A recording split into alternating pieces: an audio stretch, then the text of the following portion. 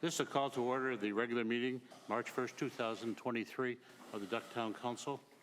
At this time, I'd like to make a motion for the council that, in fact, we're going to add a closed session to tonight's agenda. Is there any discussion on my motion? There being none, please, all in favor, please say aye. Aye. Aye. The closed session will be added at the end of the agenda. Also tonight, representing the town as their town attorney tonight is Lauren Womble. She was here in the first meeting in February, and tonight she is sitting in for our attorney, Robert Hobbs. So welcome, Lauren. Thank you. At this time, I see we have just a few guests out here with uniforms on. I would like to ask Chief Donna Black and all the firefighters, current and present, kind of stand and lead us in the Pledge of Allegiance.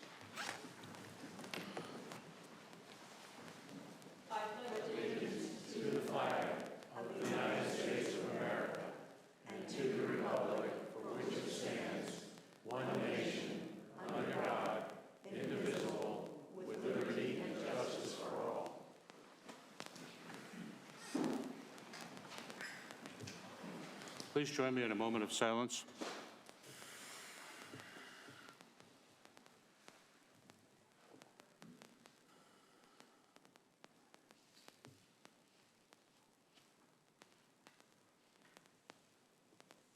Thank you. We're now going to go to public comments. If you'd like to make a comment to the council this evening, please come forward to the podium, state your name and address, and your comments will be limited to 3 minutes.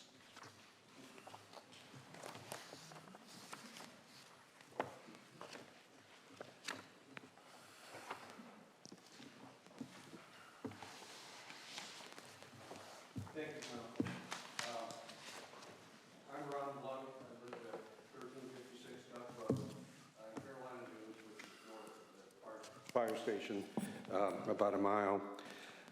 I'm also the Association, Carolina Dunes Association president, 220 some homes, so I'm here representing them. I'm also the Duck HOA Forum founder, but I'm not here really on that behalf.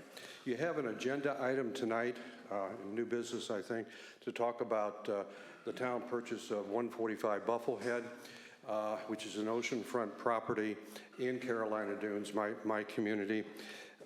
And we learned about this after the contract had been signed, which was a surprise. And we had some concerns over that.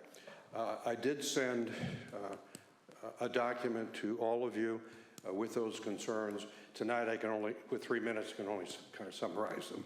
So I'll do that. We understand the purpose of the purchase, the town purchase, to support beach nourishment, which generally the community supports.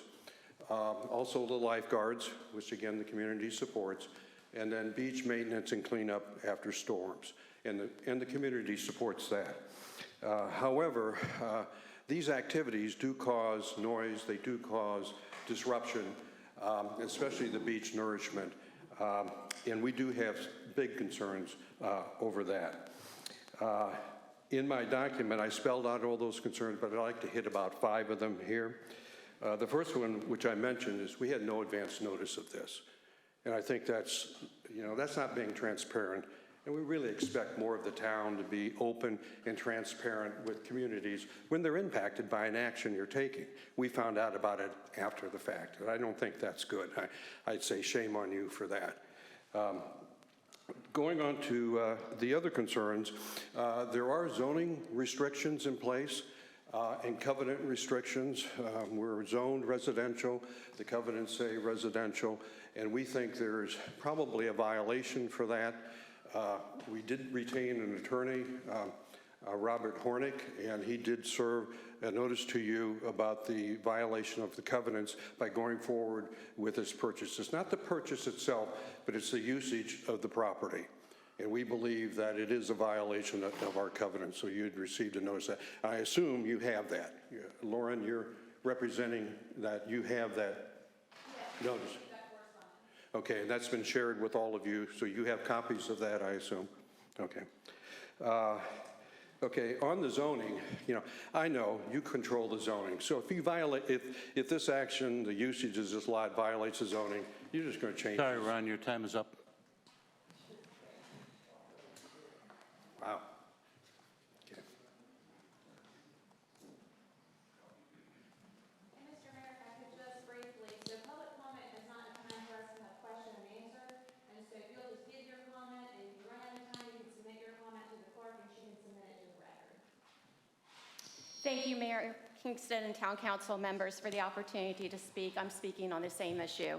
My name is Carolyn Adams. I live at 126 Pintail Drive.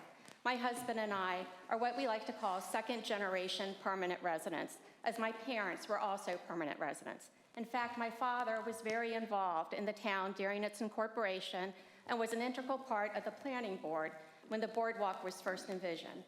I share this so you can gain an understanding as to how important and loved the town of Duck and Carolina Dunes is to me and my family.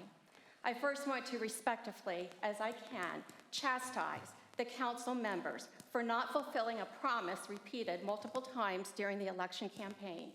There was and continues to be a failure to communicate.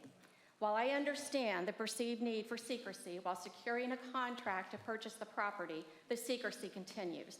The only way I learned of the town's interest was by way of an email from the HOA president. Please know the HOA is voluntary, and there are many property owners who do not participate and to this day likely do not know of the town's intentions. Secondly, your promise of fiduciary responsibility is on shaky ground. Proceeding with this project will result in great cost, not just the $1.6 million purchase, consequent maintenance, but also for expected legal repercussions. 3 minutes is not enough time to cover this, but you and I both know that case law is only as good as the next case.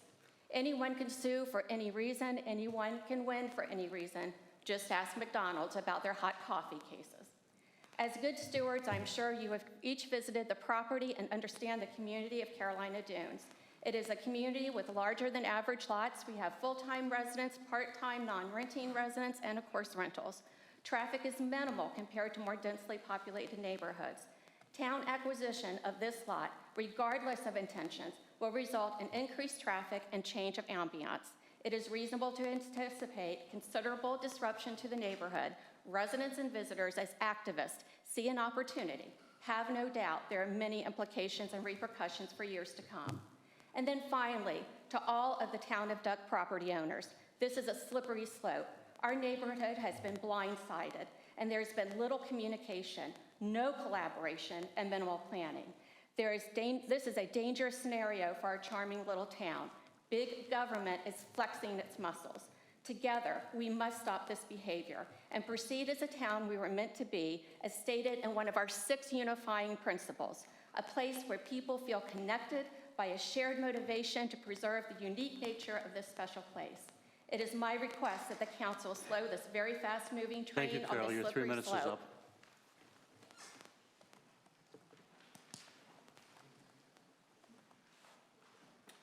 Jeffrey Bollier, 105 Skimmer Way, and good afternoon to our town manager and to our council.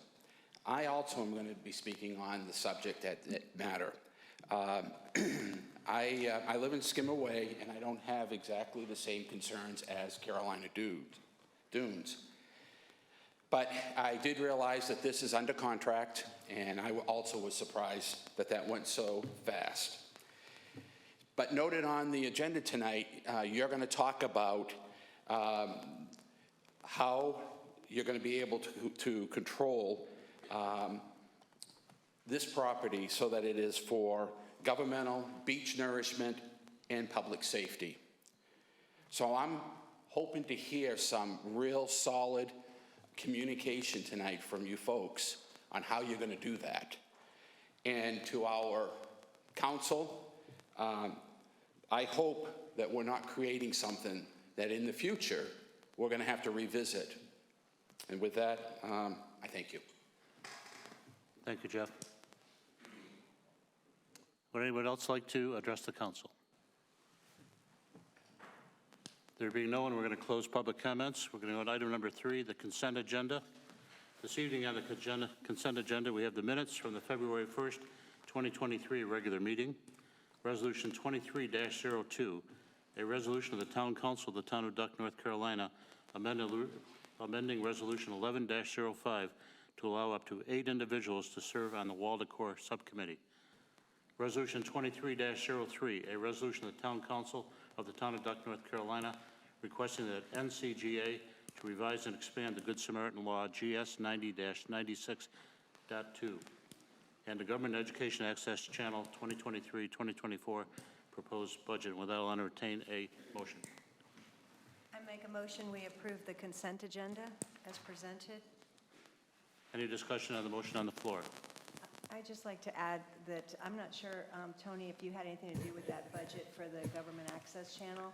But it's really well done. They did a nice job. The way they broke out all the different categories, so I just want to commend your committee on that. It was really clear. Anybody reading that would really understand it. Thank you. I'll pass it on to them. They did a great job. All in favor of the motion on the floor, please say aye. Aye. Aye. Opposed? Consent agenda passes 4-0. Thank you. Tonight we're going to item number 4. We have 2 special presentations. The first one has been given by Dare County Vice Chairman Wally Alberman and Dare County Veteran Service Officer Patty O'Sullivan. They're going to talk about presentation on the wall that heals. Wally, welcome to the Duck. Patty, welcome. Thank you, Mr. Mayor, council members. Thank you for allowing us here today to introduce you to the wall that heals. As you will see, this is an exceptional presentation of the Vietnam Veterans Memorial in Washington, D.C. that will be shown at the Soundside event site in November of this year. We wanted to introduce this to you today and wanted you to be familiar with it if you weren't already. Hopefully, upon seeing this presentation tonight, the town of Duck will choose to support this event wholeheartedly. The Wall That Heals is being brought here through the efforts of the Dare County Veterans Advisory Council. First slide, thank you. This slide will tell you a little bit about the council. I won't read that to you, let you read that. But basically, the council is looking after any and all veterans who need help in Dare County and reach out to them. They do an outstanding job. We're going to show you a short video that will show you how the Wall That Heal event works. And after the video, Ms. Patty O'Sullivan, who is our Veteran Services Officer, will talk about the event in a little more detail, and then we will answer any questions you may have.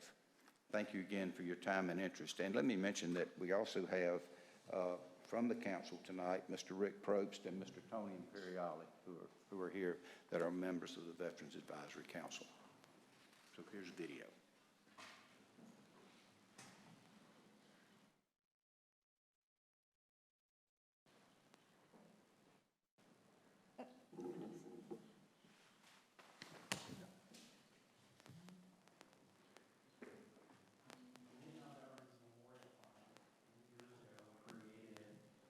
Replica of the wall that travels to communities around the country that we call the Wall That Heals. This mobile replica really is about taking the names home to communities large and small to allow people to have that same kind of healing experience, to come and show their respect, to remember those 58,000 whose names are on the wall, as well as the 2.7 million Vietnam veterans who served who returned home.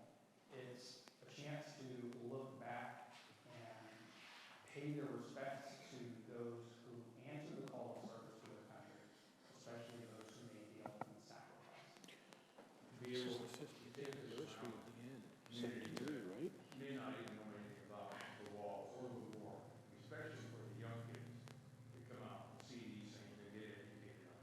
People need to know what these 58,000 plus gave their lives for, whether they want to hear about it or not. They need to know. The experience at the Wall That Heals is as you go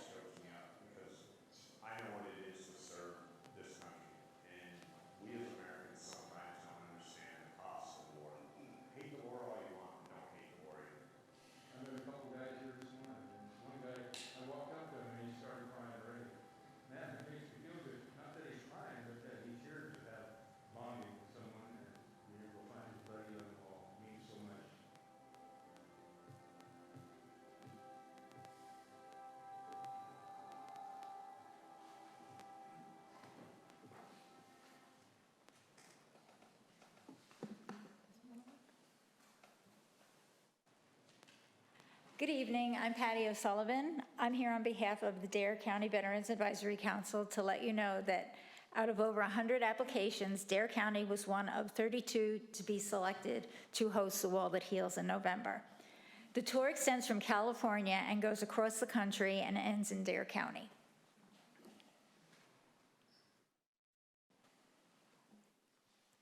Oh, I should, let me go back, sorry. There we go, okay.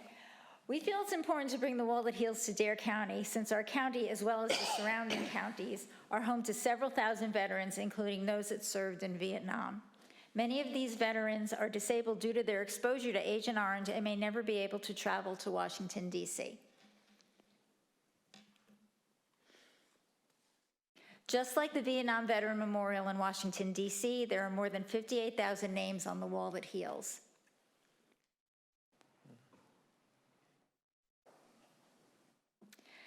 The tractor trailer that carries the Wall That Heals, and once it's unloaded, turns into the Education Center. It features a timeline and artifacts from the Vietnam War. One of the features it offers is the Wall of Heroes, which were local veterans who died during the war, as well as the In Memory section, which highlights local veterans who served in Vietnam and passed away after they returned, no matter what the cause. The wall is inclusive to honor all Vietnam veterans.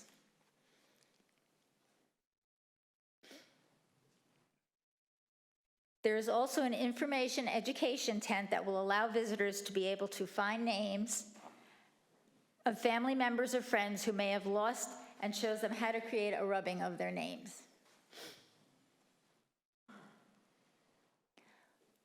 The wall will be here November 15th through 19th. It actually arrives on the 14th.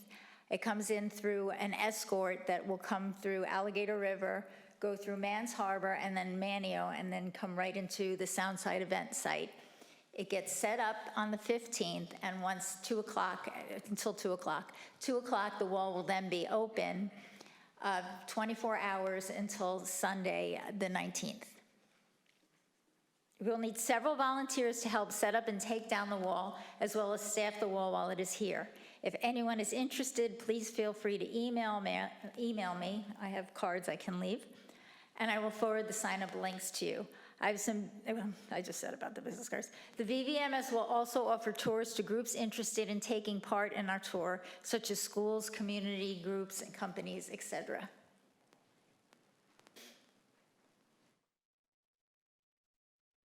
And this is just some more information about the wall. I'd like to thank Chris Kelly Simcoe for her considerable donation on behalf of her father, General Paul X. Kelly. If it were not for her generous grant, we would not have been able to provide the deposit to bring the wall to Dare County. We're doing these presentations in hopes to get support from local towns to make this event happen. Most of the veterans I help are Vietnam veterans, and they remember what it was like when they came home. I remember what it was like when my brother came home. We're hoping to honor these veterans and give them the respect that they deserve by bringing the wall here. Thank you.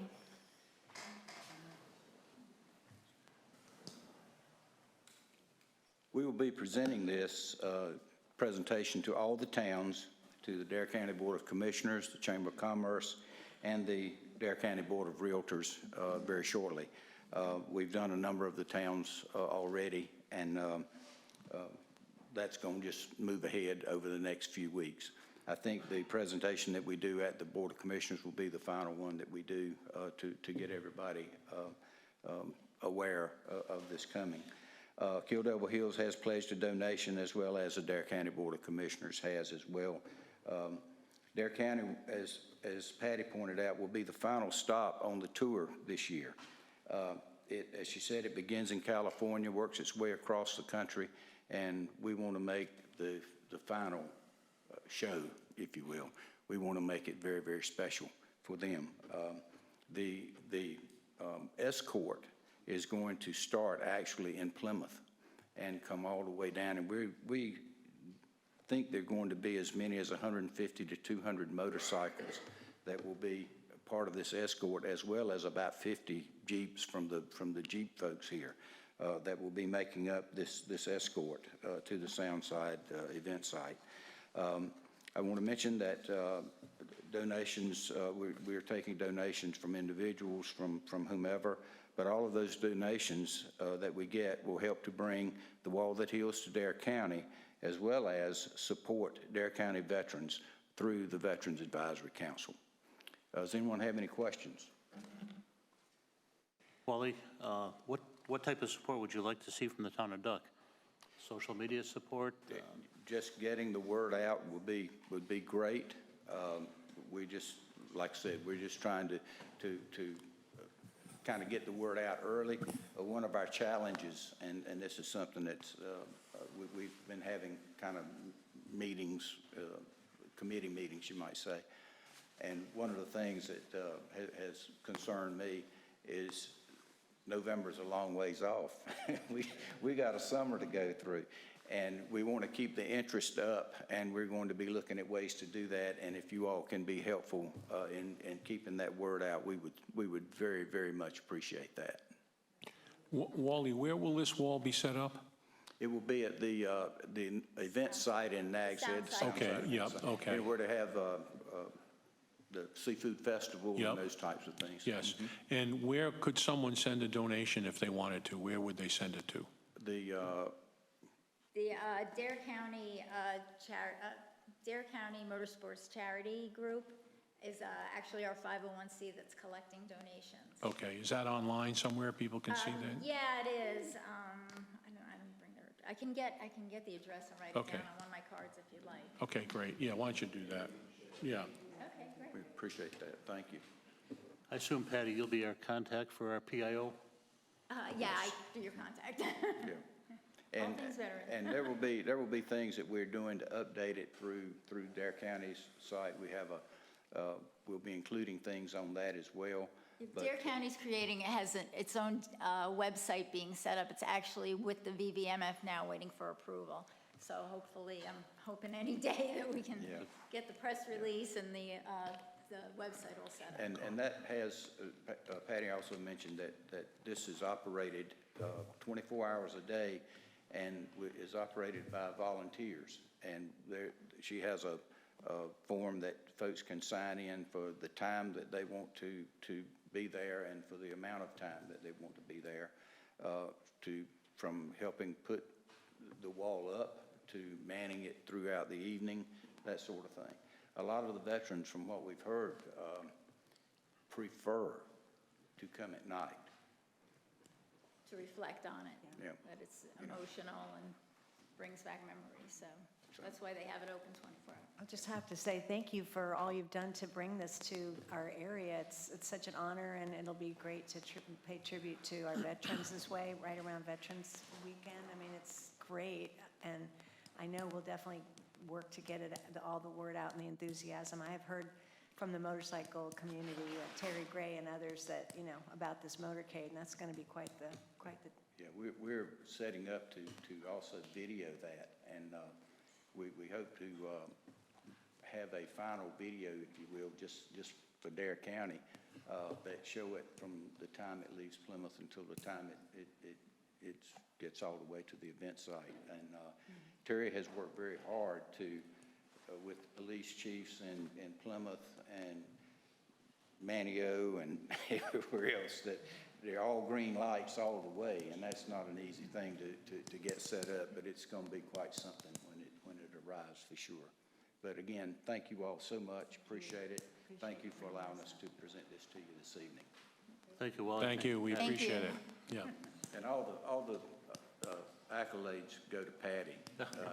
I'll tell you, she has really worked hard on this. Exciting. Thank you so much.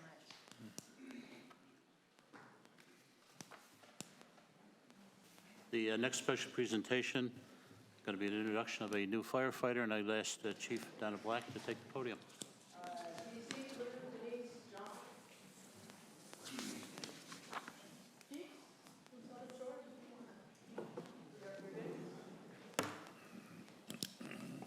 There's no one more nervous than Lou and I right now. The rest of you, okay.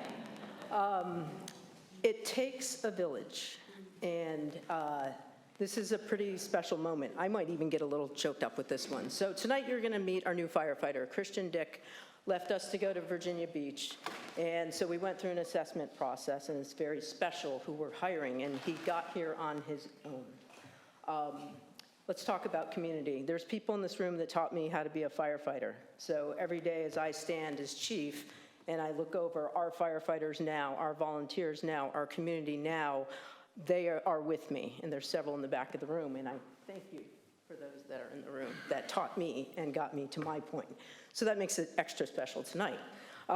When I joined, there was someone very important that was part of our fire department and one of our chiefs, and that's John Brock, who's standing behind me. Denise and John's son, Lou, is our first legacy firefighter for the Duck Fire Department, and tonight we will pin him. Community, there's all these other firefighters in the room right now. I'm glad we don't have an emergency in Duck, but if we do, now would be the time.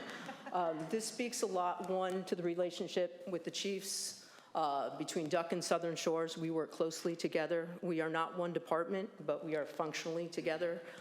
Every major call, you're seeing all these faces in the room here on calls together. We work together.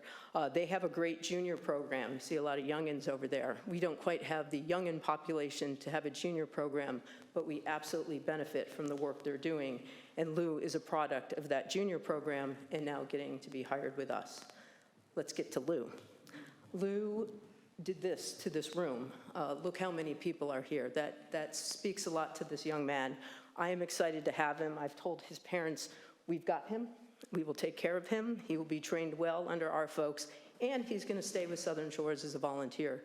So that's why so many of us are here to not only welcome Lou, but this is his first firefighter job, and I've stood up here how many times, and this moment is very special for someone that's going to get to do their passion and get to do it as a career firefighter.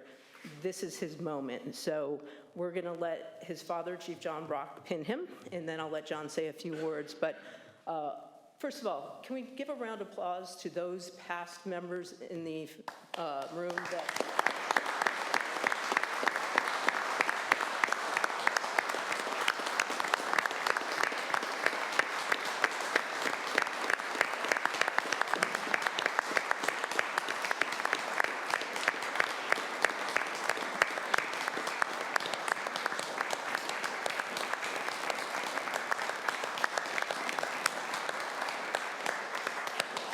Thank you for that. I won't name everyone, but Aubrey, Larry, Mike, John, Justin's back there, Hayden, Pat, Rick, they're all back there, but they started what we're continuing, and we all take that very seriously to make sure we're continuing that legacy. But now to the first legacy firefighter, Lou Brock. So, do you see? You'll hand that.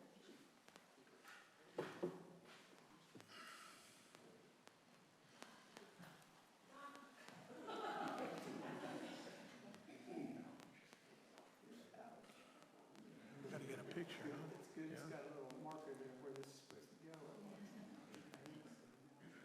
There's EMTs in the room.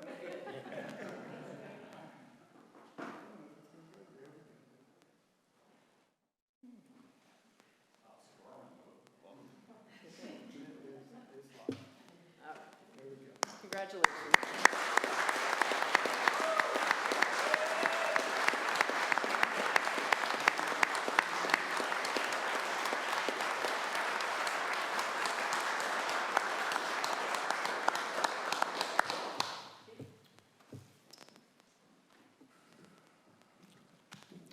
Believe it or else, I can remember the first day that Chief Black came into the Duck Fire Department. And my only comment afterwards was, does she ever say anything? Anyway, I do remember that well. Chief Lindbergh, if you join us from Southern Shores, come up here. I can't tell you how much this man has meant to Lou and myself, and the way he has taken in all these junior members, it is just an amazing thing that he does. So I've written down some notes. I've written them down 2 or 3 times, so I'm gonna have to read them now. I don't even know where I went with all this, but anyway, I am John Brock. I'm a former member of the Duck Volunteer Fire Department. I joined in 1989. I'm here with a number of former Duck volunteer members, and welcome all the members from the Southern Shores Fire Department that joined us tonight. Some here tonight are the original charter members dating back to when the building was first being built in 1980, and I think actually it's Aubrey and Larry mainly as the charter members here tonight for that.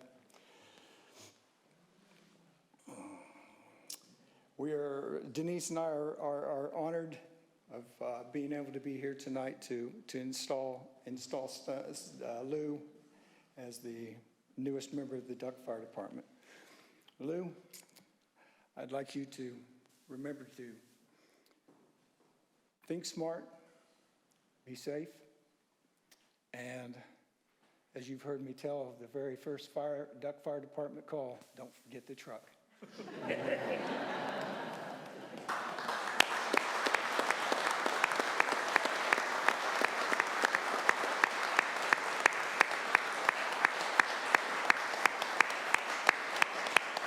Thank you for the few extra minutes with this one. It was very important, and they're all going to clear out and go have fun now, so thank you very much. Thank you all. Thank you.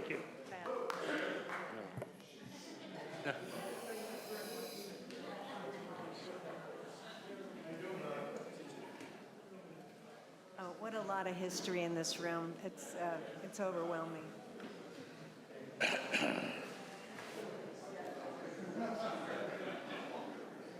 You know his mother, Denise? She's the queen bee, man. She's the head of all the beekeepers. Yeah. She knows more about bees and what problem they call Denise, and she runs right up to her. Yeah, there's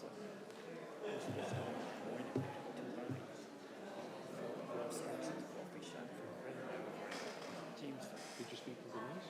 No, I just never knew. Yeah.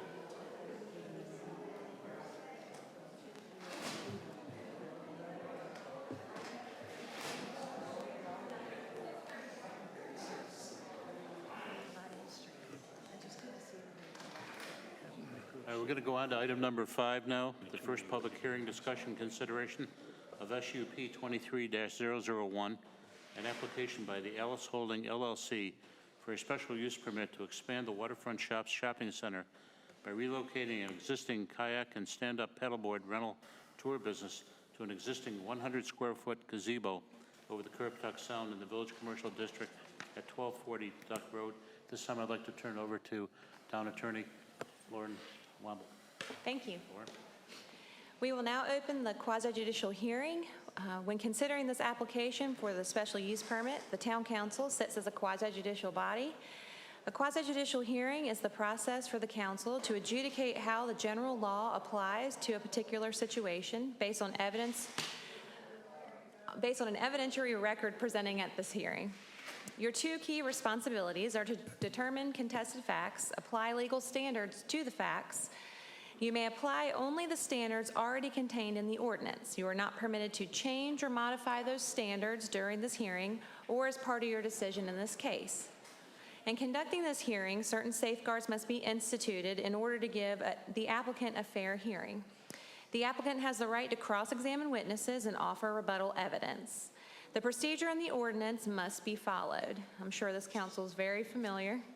The council members may question any witnesses at any time during the hearing. Questions from the floor will not be permitted except by cross-examination from any of the sworn witnesses once recognized to speak. Regarding financial conflicts or ex parte communications and bias, a member must not vote on the application if the outcome of the matter being considered is reasonably likely to have a direct, substantial financial impact on the member. If such direct or substantial financial conflict exists, the member should disclose it and ask to be excused from consideration of that matter. Is there anyone aware of any sort of conflict, financial conflict in this matter? Okay. In regards to ex parte communications, if any of the members present have had any contact with anyone prior to this hearing in which particulars, specifics of this application were discussed, or if you received letters or email messages or phone calls from anyone concerning this matter prior to this hearing, you must disclose those communications. And again, as a reminder, your decision must be based on this application entirely based on the facts that are presented at this hearing, and disregard the particulars discussed with the applicant or the other party. Are there any ex parte communications regarding this matter that should be disclosed? Yes. Okay. I'm the liaison to the planning board. I was there for the planning board meeting when it was discussed. Okay. So you were present, and those minutes are in the packet? Yes. Okay. In regards to bias, a member must base his or her decision on the evidence presented during this hearing. Any member who has developed a predetermined opinion or bias on the outcome of this application before the hearing must not participate in the decision on this application. Is there anyone who has formed an opinion or has any bias they need to disclose at this time? No, but that answer I gave you was incorrect. I thought these were the minutes of the last planning board meeting that we were given this evening. Okay, but the planning board recommendation is part of the agenda packet. Is there anything outside of what happened in that public meeting that was open to the public and what is in the agenda packet that you need to disclose? No. Okay. Now, the standard and what kind of evidence. Your decision must be based on competent, substantial, and material evidence that is properly entered into the record of this hearing. Crucial facts used to determine the outcome of this hearing must be based on sworn statements by the witnesses during this hearing. While you may be presented before or during this hearing with copies of unsworn statements contained in letters, emails, such unsworn evidence can only be used to corroborate or supplement sworn evidence during the hearing. The best competent evidence is the sworn evidence. Unsworn evidence, such as letters and emails, can never be the sole basis of your decision. At this time, if there's any member who needs to recuse themselves for any of those reasons, I think we've covered them all and everyone's nodding, no, we're good. All right, at this time, the town clerk will swear in the applicant and all witnesses who plan to provide testimony or evidence in this case. If you think you want to comment or give comment or present evidence in this case, if you will please stand, the clerk needs to put you under oath and you must be sworn to give any sort of presentation to the board.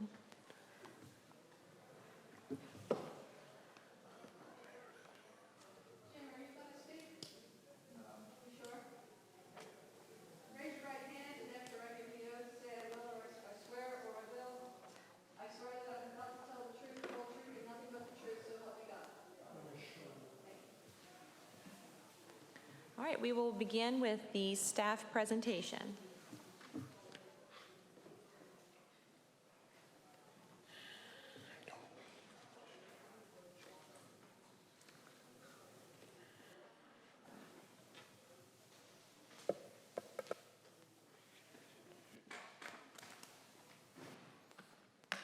Okay, good evening, Mayor Keeson, members of council, members of the public is attended.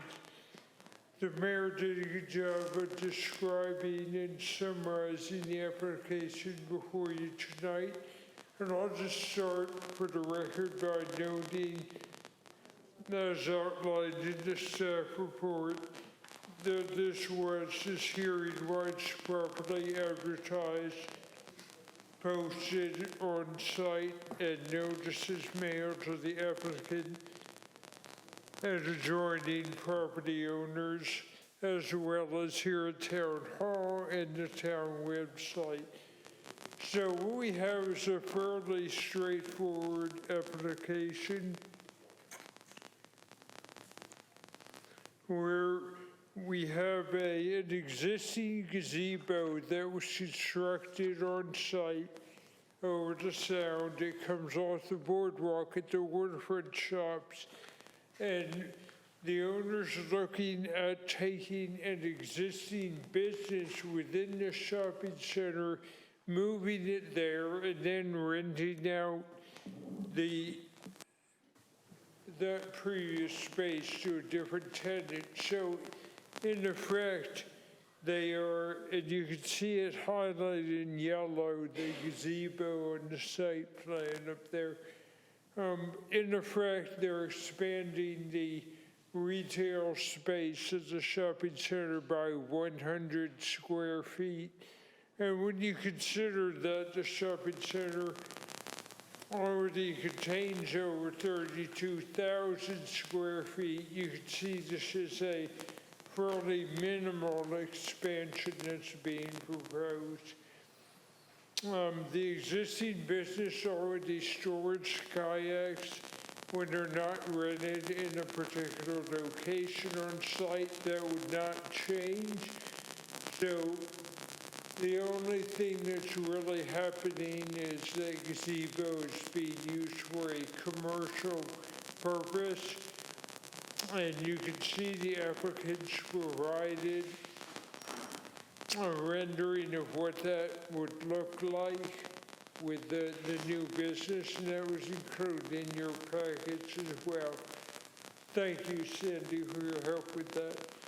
The only thing that staff really needs to look at, because there aren't any other changes, was the amount of parking on site.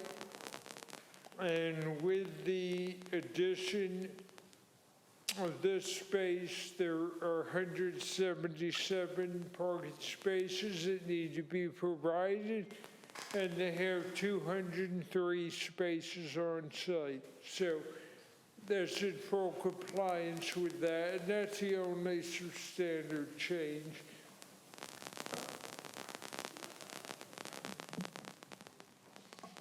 There are 4 criteria that have to be met for the finding of a special use permit. The planning board also went through these, but one is that the use meets all conditions and specifications of the ordinance as outlined in the staff report. There are very few things that change as a result of this, and all the existing site improvements are in compliance, so it meets that standard. Second, the use does not endanger public health or safety. We would not identify any ways that this change would endanger the public in any way. Third, the use would not substantially injure the value of adjoining property. First of all, as we mentioned, this change is relatively minor in nature. And secondly, it's located sort of in the middle of the site, so it doesn't have much of an impact on adjoining properties visually or anything like that. And the fourth and last item is the use should be in harmony with the area in which it's located and with the town's adopted comprehensive and CAMA land use plan. You have, again, in the staff report, more detail on how this is consistent with the land use plan. And again, as most of the surrounding area is zoned and used commercially, we saw it as being compatible with the surrounding area. So after looking at these at their meeting on February the 8th, the Duck Planning Board voted unanimously to recommend approval of this special use permit application.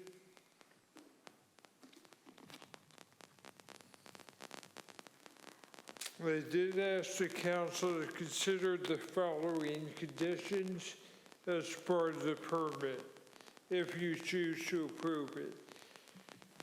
One, use of the gazebo is subject to the conditions of CAMA Major Permit 54-21 and the subsequent letter of refinement that was issued by the Division of Coastal Management. Secondly, that any new signage would be reviewed under a separate permit.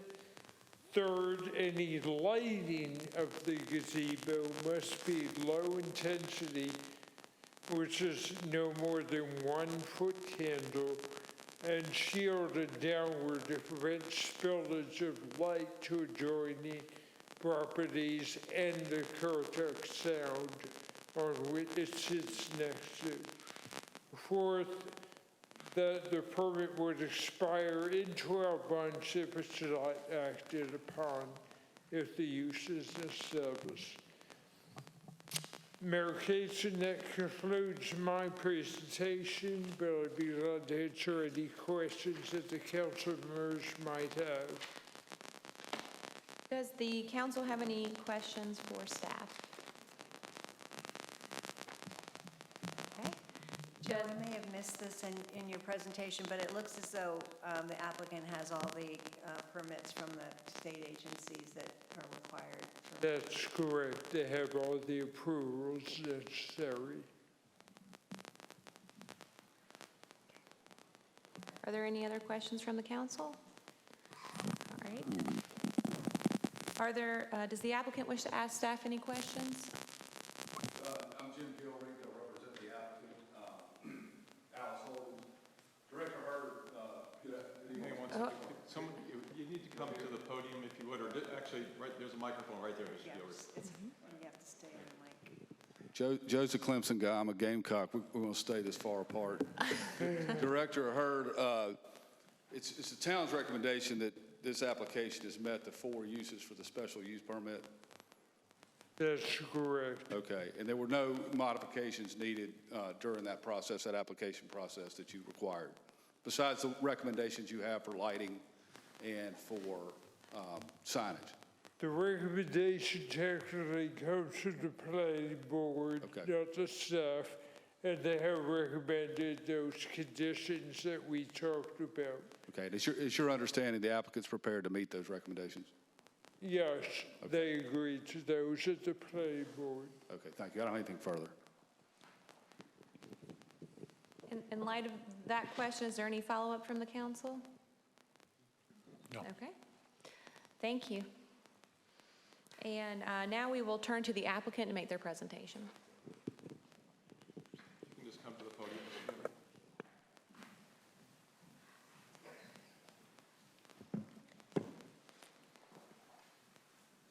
I'm going to call Dave Klebitz with the Bissell Group, who's already been sworn. Dave, if you'll tell just briefly tell the council a little about your background and who you are. Sure. My name is David Klebitz. I'm a licensed professional engineer in the state of North Carolina. I work for Bissell Professional Group located at 3512 North Croatan Highway in Kitty Hawk. You guys have seen me a few times in the past. I've been a licensed engineer for 7 years. I've been with Bissell for 18 years. I've worked on numerous projects, 500 plus within northeastern North Carolina, including multiple special use permit hearings. And Mr. Klebitz, you've been engaged by Alice Holdings to help with the special use permit? That is correct. And as a part of that special use permit, you've looked at the criteria for the 4 criteria of the town of Duck? That is correct. Okay, and does the subject property, in your professional opinion, comply with all applicable development standards? I believe that it does, yes. Okay, and no lot coverage, setback, or parking problems? Not that I'm correct. Okay. How about, does this change of use require any site improvements? It does not require any site improvement. And we're talking about a 100-square-foot existing gazebo? Correct. That's already constructed? Right. Okay. And as far as any retail expansion, is it minor, major? How would you characterize it in your world? 100 square feet is very minor. Okay, we're talking 10 by 10? Yes. Okay. And from a health and safety standpoint, what's actually going in there? Just a retail operation for kayak rental. So basically, I guess just one person standing behind a mobile cart, managing clients that are interested in renting kayaks and paddle boards during the day. And is that existing use compatible with the existing retail there? Correct. That use already exists at the site. They're just relocating from one location to another within the waterfront shops. Thank you. I don't have anything further. Does the council have any questions for the applicant? Okay. No. All right. Thank you. Thank you.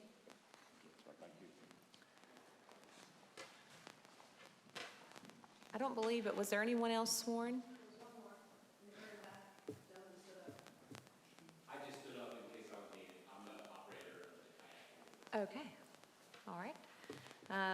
Being no other sworn witnesses to present, and I assume the staff has no other presentation, does the council have any other questions or want to receive any further evidence before we close the public hearing? Were there any comments from the planning board? The comments from the planning board? The chairman is here. Okay, thank you. I apologize. That's okay. How are you? Mayor Kingston, members of the town council. Excuse me. The planning board heard this application on February the 8th, and it approved the application 4-0. The planning board is convinced, based on the presentation, that the application meets all the conditions and specifications set out in the town of Duck ordinances and the four criteria established for special use permits. I'd be happy to answer any questions. Parking, I would say, it was not an issue in this, as it often is, was not an issue in this application.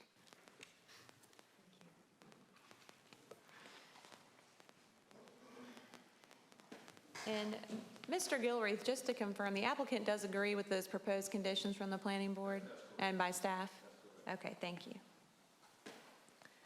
Is there anything else? Because that was not in Robert's script that he gave me, so now I know he's missing a little section there. I'll let him know that. If there's not anything else, we can now close the public hearing and can proceed to deliberation and vote by the council. Thank you, Lauren. Back to council. Any deliberation on this? If not, I'll entertain a motion. I make a motion that we approve SUP 23001 as presented this evening. With the four conditions? Yes. And with the, I believe in the agenda packet, there are findings that are proposed. Is your motion to include the proposed findings by staff? Yes, it would be. And with the conditions recommended? Yes, it would All right, be. thank you. Any further discussion on the motion on the floor? No, it seems like a great little Yeah. gazebo. Good luck. There being none, we'll call for a vote. All in favor, please say aye. Aye. Opposed? Motion passes 5-0.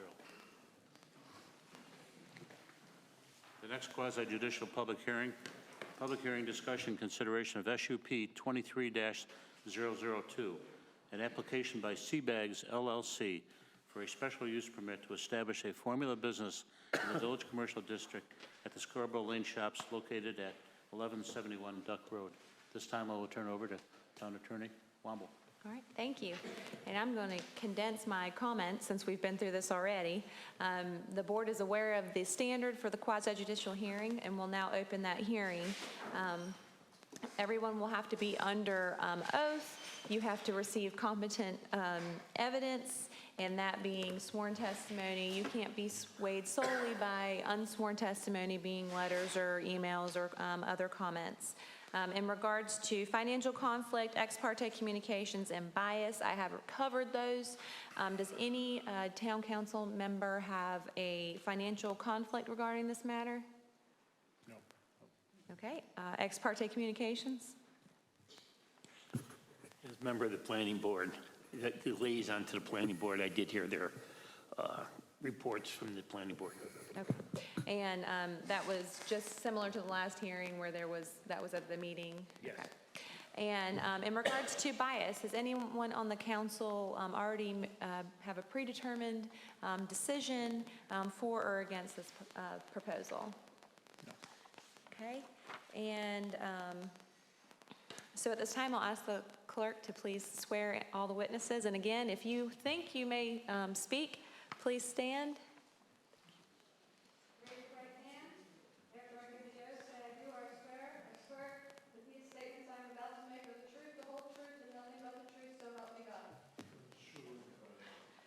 All right, and we will begin with the town presentation.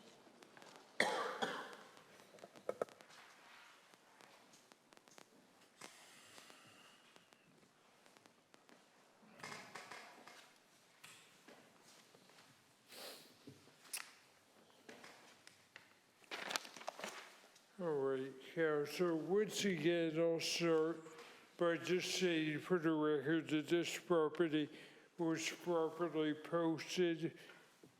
Hearing was advertised. Mail's notices were sent to the applicant and adjoining owners and posted on the town website and here at Town Hall. So all that was done properly in advertising this hearing. What we have before us tonight is something we haven't seen in about a decade. We have an application for a formula business, which is something that Duck, it's really unique to Duck in terms of our interest in having businesses that are not just something you can see anywhere. So we define a formula business as a type of business that is required to have a certain trademark or name, logo, sign, symbol, and has 12 or more such establishments. And in this instance, you have a business, Seabags, that is presently has 45 locations throughout our country. So with that being said, they do have to come before the council to get a special use permit to establish this type of business, even though it is a retail use that is otherwise allowed. They're locating an internal unit in Scarborough Lane. And when I say internal, what I mean is that, as you can see the layout, this is not a unit that is visible from the outside. Okay, so it can only be accessed once you're in the site. So it does not have any direct visual impact on you, or it's not even visible from the surrounding area. We've noted in your staff report there have been 3 other applications for this. All took place in year 2008 and 2010, where you had other foreign businesses. 2 of those are located in this shopping center. One of those is the flip-flop shop. One of those is the fudgery.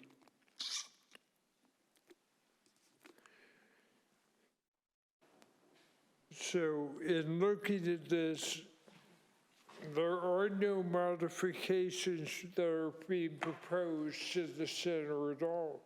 You know, there's no additional parking, no additional need for anything that doesn't already exist on site.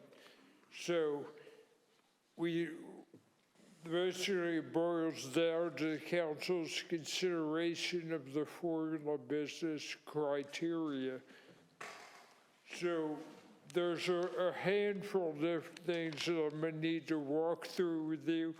The first criteria is that the formula business will be compatible with existing surrounding uses. And we just noted that the Scarborough Lane shops, all the businesses in there are required to maintain a consistent signage, in other words, where they set their signs and their exterior shop appearance. And why the logo and signage for this business would be different, obviously, from other businesses. There's nothing that you would look at and say, oh, that's a national chain. Secondly, the formula business would not result in an over-concentration of affordable businesses. There are 34 different commercial units. Some of those serve multiple businesses,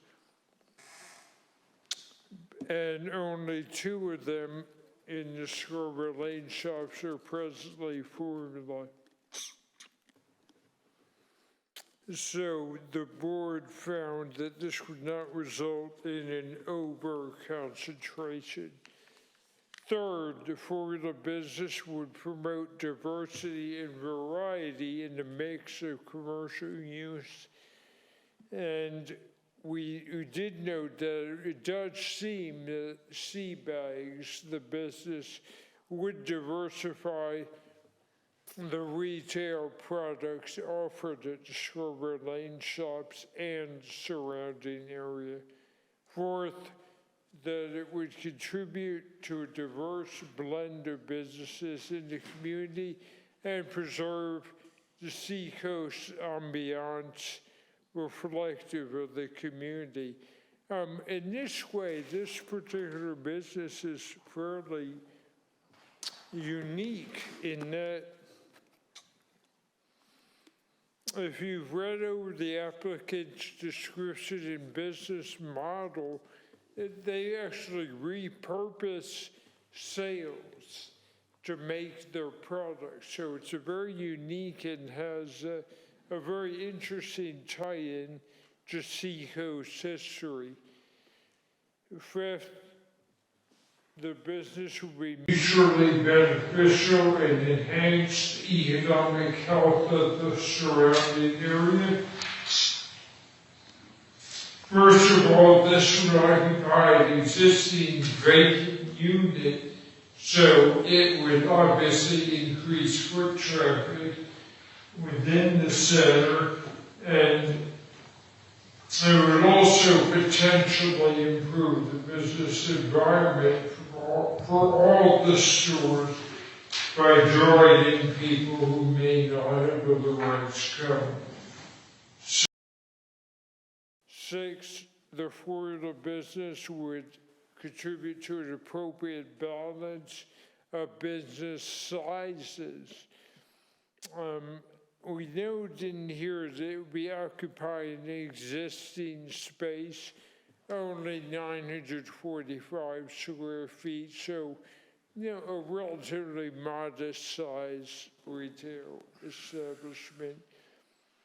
And so it wouldn't be a larger business that would dominate the center. 7th, the proposed use is consistent with the unique character of the town. Again, the board noted that they would offer unique products not found elsewhere in the duck community and provide a distinctive shopping experience. And 8th, the proposed intensity of uses on site. And there are 2 parts of this, first of which size not to exceed 3,000 square feet. As I already mentioned, it's 945. And secondly, that any street-facing frontage not exceed 50 linear feet. And as I mentioned at the beginning, this particular unit has no street frontage at all.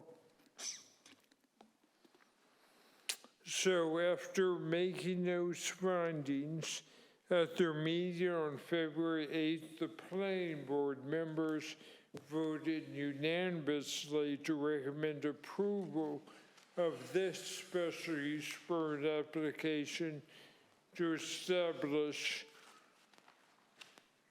a formula business, and they have recommended 3 conditions if the council decides to approve. First of which, any signage or exterior building improvements utilizing the corporate logo must be designed and maintained in a manner consistent with the other businesses at the Scarborough Lane shops. Secondly, that any new signage would require a separate permit. And third, that this permit would expire within 12 months if the use is not commenced. And that concludes my presentation, Mayor Kingston, but I'd be glad to answer any questions. Does the council have any questions for staff? Does the applicant have any questions for staff? Okay. Does any other sworn witness or planning board have a question for staff? Okay, thank you. We will now turn over to the applicant for their presentation.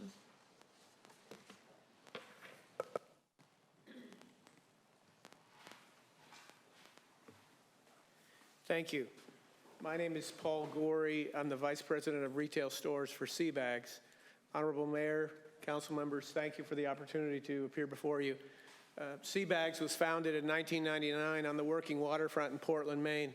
I'm pleased to be here this evening because I left almost a foot of snow, so thank you for that. When you walk out the back door of our workshop where we produce our products, there's several lobster boats lined up that are moored, and it's a part of our working culture, that authentic waterfront, and that's what drew us to Duck. Very charming town, authentic seacoast community, shares a lot of the same values that we have in Portland, Maine, so it was a natural for us to be attracted to your community. Seabags, we actually take recycled sailboat sails, turn them into totes, handbags, and accessories. We actually will print on the sail itself, or we'll sew an applique design on the face of it. And we get those sails through the casual boater or sailor, yacht clubs, marinas. We actually get them from our customers. We have the ability to take sails in trade from a customer who can come into our store, if it's approved in Duck, bring their sail in, and we can trade them a tote bag for their sailboat sail. Those sails then end up going back to Maine, where they're turned into more totes. So the community here fits Seabags, and we would welcome the opportunity to open a business here. May I answer any questions? All right, does the council have any questions for the applicant? Okay, and I believe there are recommended conditions. Yes, ma'am, the 3 conditions are perfectly fine. Okay, thank you. And are there any other questions by any of the sworn witnesses for the applicant? All right, thank you. Thank you.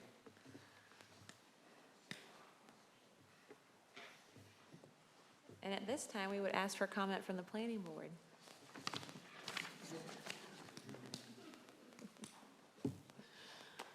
Thank you, Council. Yes, sir. Mayor Kingston, members of the Town Council. For the record, I'm James Cofield. I'm the chairman of the Duck Planning Board. The Duck Planning Board met on February the 8th, considered and voted approval of Special Use Permit 23-002. A couple things worth noting.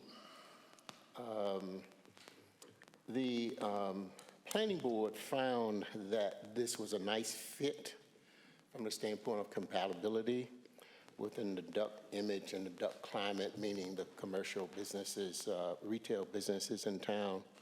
The authenticity of the product is a nice fit within Duck's commercial businesses. The Planning Board agreed with the 8 parameters presented for consideration, and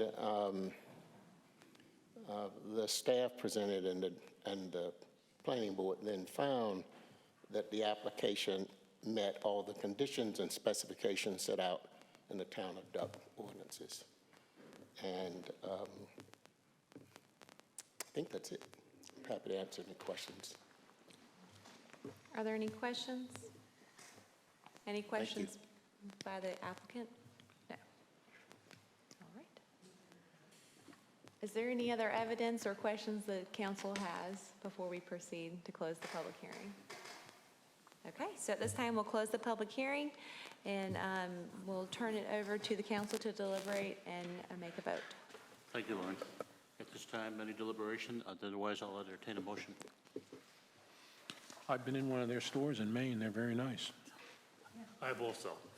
I think this, having this opportunity to revisit that ordinance about the formula businesses is nice. I didn't realize it had been that long, 10 years or more, that we've done that, but it was really in reaction to the idea that we did, as you said in your presentation, want to have a lot of Me Too type of stores. But this, in my opinion, is a very good fit and unique, and it does have to go through an extra step to get past it, but it's a nice reminder of what we've done to try to limit, just, too many of the same type of business. So I'd like to make a motion that we approve SUP 23-002, an application by Seabags LLC for a special use permit to establish a formula business in the Village Commercial District at the Scarborough Lane Shops, with the conditions or the recommendations of the planning board and the findings of the staff. Any further conversation on the motion on the floor? No. There being none, I'll call for a vote. All in favor, please say aye. Aye. Opposed?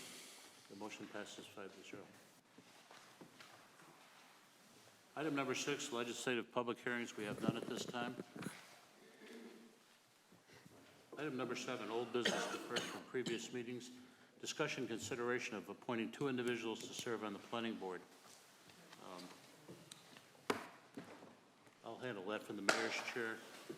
We have an immediate opening for the planning board for the next 2 months due to the resignation of member Tim McKeithen. And we have 2 positionings opening up for 3-year terms on May 1st as a result of termination of their 3-year terms on the board. So at this time, we have 8 applicants. We're going to do 3 votes. The first vote we will do will be for a 2-month position. Next 2 votes will be for individuals for the 3-year terms on the planning board. And at this time, if people are here, I'd like to call the list of names, and if you're here, please stand up so the council and the audience can recognize you. Incumbent Randy Morton, James Bartlett, Matthew Price, I bet, Bob Wetzel, Bob, Brenda Chasen,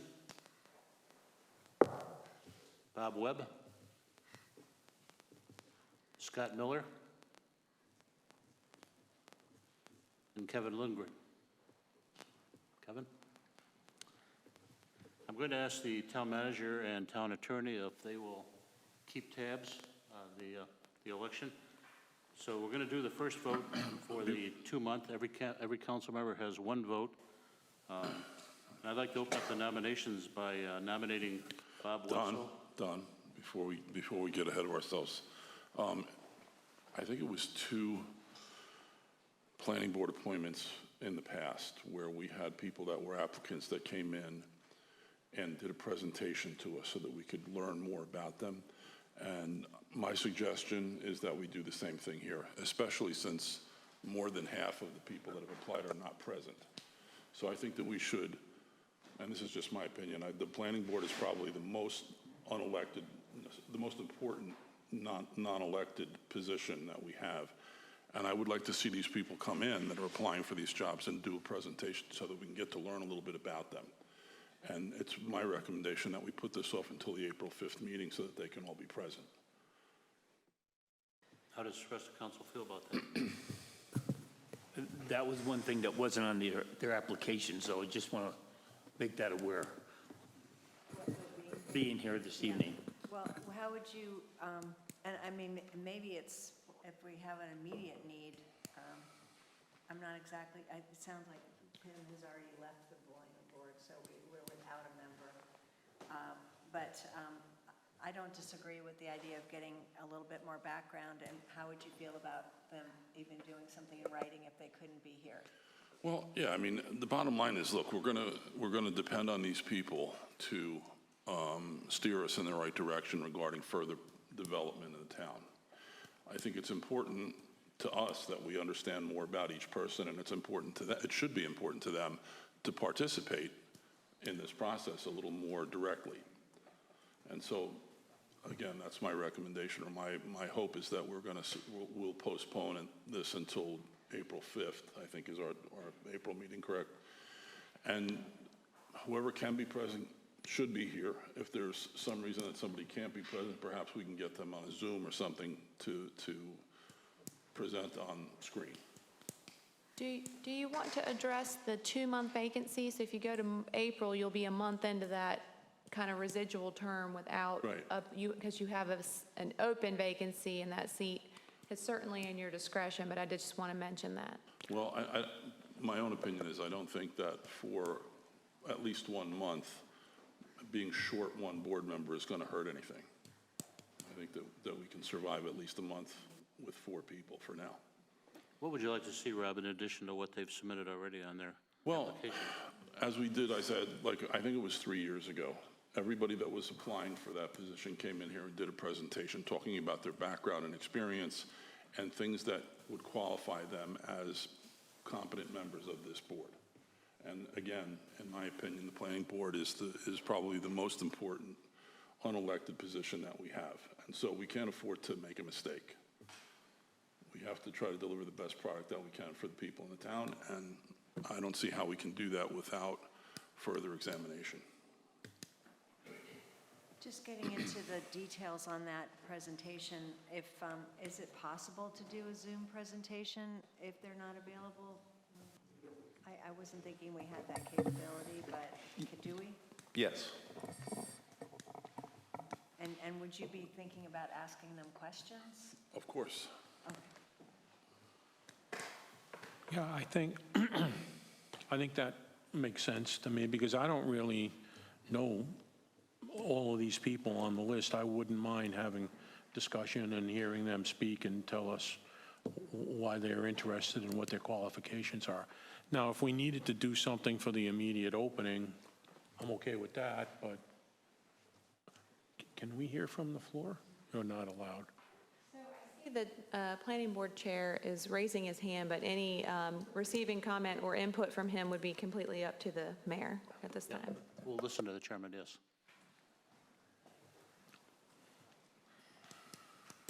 Again, simply for the record, I'm James Cofield, Chairman of the Planning Board. Just for clarification, Tim's resignation is not until after our March meeting. So he will be in full-fledged at our meeting next week. So his vacancy will not occur until after the March meeting. So effectively, that's only a couple of weeks that you're down one person. What is your April meeting date? April meeting is the 12th, which is after the council meeting. After our council meeting, yeah. Any questions? Thank you. Thank you for the clarification, James. I think it's only fair, though, that we only consider those 8 candidates, and that, in fact, we had given them a deadline as to when to apply. So, I mean, I think it should only apply to those 8 candidates. I don't think we should reopen it because these are the people that expressed interest and thought tonight that they were going to be considered. Is that fair to the council? I don't have a problem with that. I think what I'm hearing is that you'd like an opportunity to really vet them, meet them, have them say something either in person or on Zoom and ask questions. And so if just one extra layer of investigating on this board, I don't disagree with you that this is a very important position and it is good to get as much information as we can.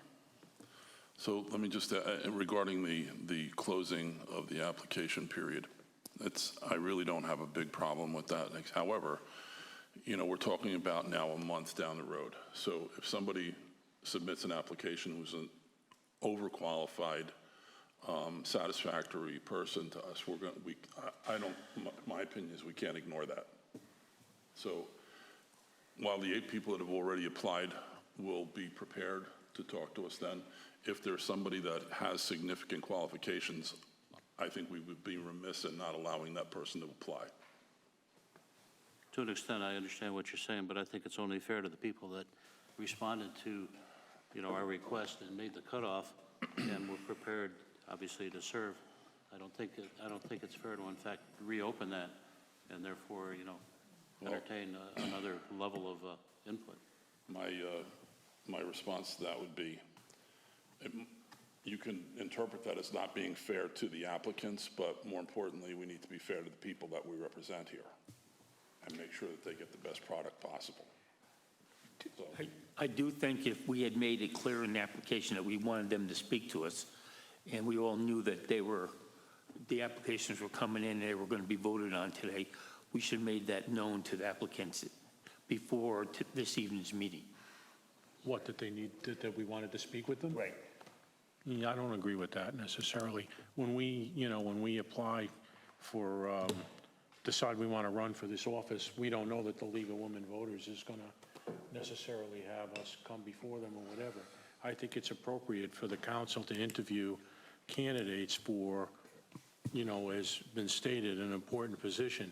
As to the opening up to new candidates, I think if we clearly said that this is closed, I think it's closed, just like it would be for us. But I don't think there's any reason why we can't ask people to come. So we can, I don't know how to vote for these people. I see a piece of paper, I see, one with a 6-page resume, one with, I would like to hear and see them and get their feelings on issues. That's not what it was. Okay. That's not what I'm saying. We gave out an application, and nowhere's on there did it say that they had to be here this evening to be voted on. Oh, this evening. Oh, yeah, no, I don't think they're being penalized for that. But I'm just saying that Yeah. it was not part of Right. the application that they had to be here. Right. I know some applications are from people do not live here, and they were willing to come back once a month for the meetings.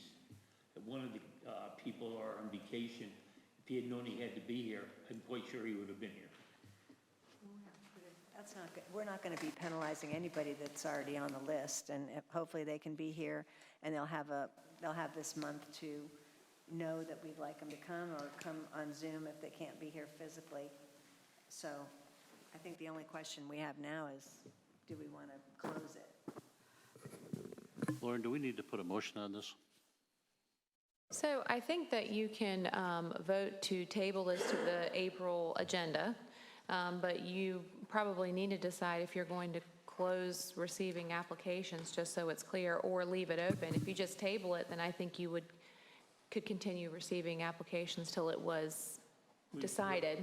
We've already closed the application process last week, not just this evening. Then if you are going to move forward and be willing to accept additional applications, there could be someone in your 8 who may not be able to serve unexpectedly. So, you have this is completely in your discretion whether to leave the application period open or to leave it closed. So if you're going to move to table it, I think you can include in one motion to address the application period.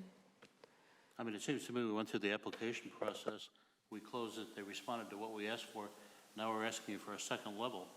So I think it's these 8 people we go back to and say, we'd like you in person to present, or through Zoom, and we set up a process between now and the first meeting in April, and basically do the election at that point in time. Because I think in theory, we've already closed the application process.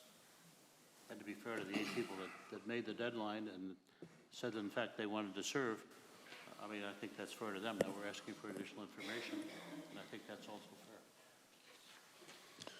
well, I'm not trying to be glib, but nobody said it was going to be fair. At the end of the day, I'd like to make a motion that we table this until April and reopen the application period till the week before that April meeting. Okay, we have a motion on the floor. Any additional comments? I guess I can, I can support that under the concept of who really gets harmed if there's more candidates out there that are good. I think it's probably okay. I don't know that we'll get anybody else, but we might if, we're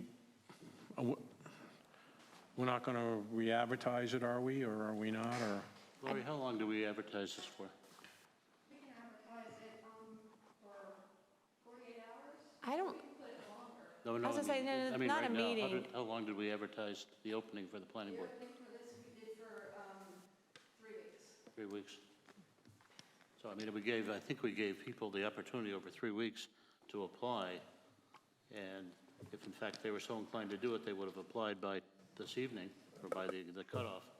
So on that motion, I don't agree with opening back up. I agree with, in fact, postponing it, but not to invite in additional applicants. I think that, in fact, these 8 people, you know, we're asking for additional information. I think it's only fair to them. Any other comments on the motion on the floor? So the motion on the floor is to, in fact, delay the election till the first meeting in April, and to ask the applicants to, in fact,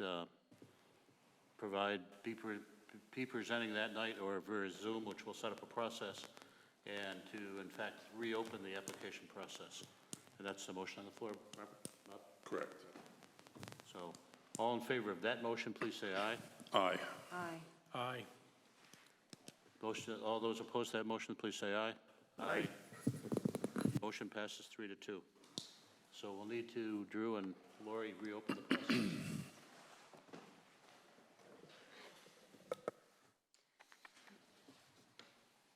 Could I just speak to the process itself that we've got going? Because this isn't the first time I've heard you say that about meeting, you know, having folks, and we did actually have them We've done it last time. before, yeah. So I'm not really sure who actually sets up the application process. Is that done by you, town manager? I mean, the actual. We follow the direction of the council. Okay. But yeah, if the council wants to hear from that, I wasn't around Right. For the last in one. any nomination or selection period when the candidates were asked to be present. So we've done it each way, so I don't Right. know. So the council decides on how we'd like to do the application. So maybe next time we're having an application process, we should talk about it before we do it. That's all I'm trying to say, is moving forward so we don't stop the real progress here. Based on that motion that just passed, we're going to be doing an application process now, so let's talk about it now, so that these people have direction. Yeah, I think we do need to talk about it now. So we understand to reopen the application and to make people aware that they'll need to be at the meeting in April. With a presentation. Or make And or a Zoom be prepared to presentation. ask questions. Right. If they're unable to be here for whatever reason, they can attend via Zoom, and that the application period is then opened again. The people that have already applied don't have to have any concern about that. Their applications are in, but if in fact somebody else decides that they want to do this, then they can join the party, so to speak. And the period would close 1 week prior to your next council meeting. Is that what I understood? Yes, that was the motion. That we had this time. Same exact period, just 1 month later. We need to put a limit on the presentation time. Well, and that's what I was going to ask. When you say presentation, I mean, that could be a wide range of things. Do you have maybe some like key points you'd like them to cover, like why they're interested, summarize their qualifications? Well, I think their application speaks a lot probably for itself.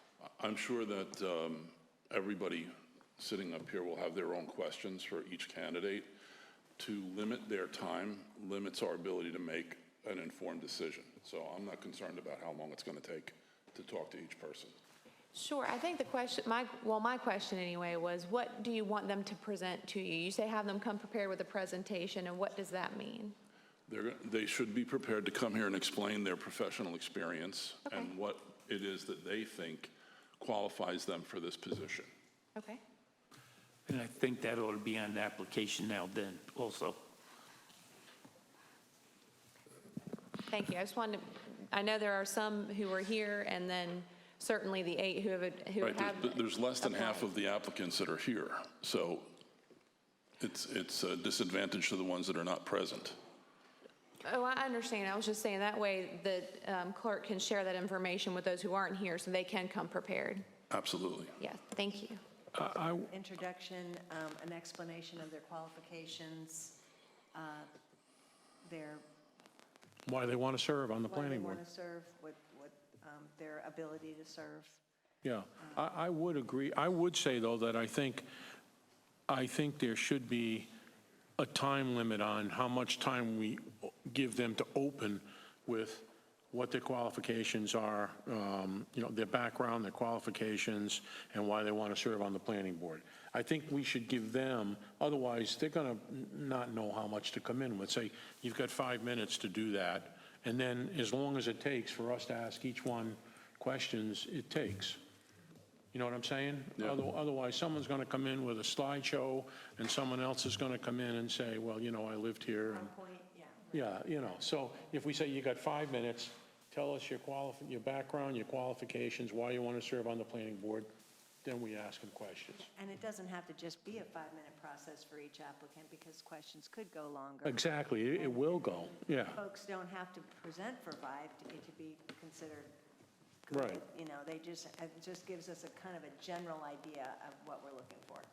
Well, I think It's for direction of staff, we need to lay out what we expect them to present tonight, so that in fact they can go out and open the process and tell what people are expected to do, and I agree with the timeline at opening, and if it's 3 questions, but I think we ought to determine that now, so that in fact staff can move forward in this. What do you think of the questions we just discussed? Well, I think Tony came up with some good ones. Yeah, I think if you say, tell us your background and the association with Duck, why, and then if you said, then tell us your qualifications to, why you feel you're qualified for this position, and then, what did I say for the third one? Why you want it, and why you want to do it, yeah, and why are you interested in doing it? And you want to limit that to 5 minutes, not counting questions from council. Yeah, that's fine. I'm good with that. And then the council would be unlimited in their time to ask questions and make further inquiry. Correct.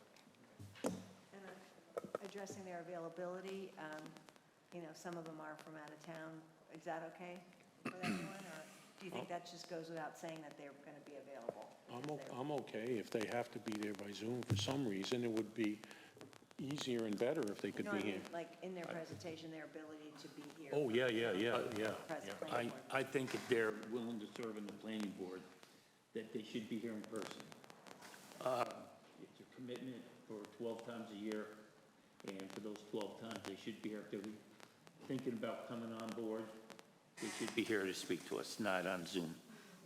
Oh, well, are you Well, the motion that was voted and approved was that they could appear in person or appear by Zoom. So that motion's already been approved tonight. But in terms of your future concern for planning board members to actually be physically present for meetings, that's certainly something you can question the applicants about at the next meeting. But as far as interviewing the applicants, that motion's already been made and voted on tonight. If you want to change that, you'd have to do a vote in the alternative and start over. If you want to, go right ahead, Sandy. I'd like to make an amendment to Rob's, that the applicant is here in person to be interviewed. So I don't think it's an amendment. I think you'd have to just make a new motion, and it's a motion to require the applicants to attend in person for interview. I'd like to make a motion that the applicant attends the meeting in person so they can be interviewed by the town council. Any discussion on the motion on the floor? All in favor, please say aye. Aye. Opposed? That motion passes 5-0. No, I said aye. I Oh, I'm didn't sorry. think they needed to be in person.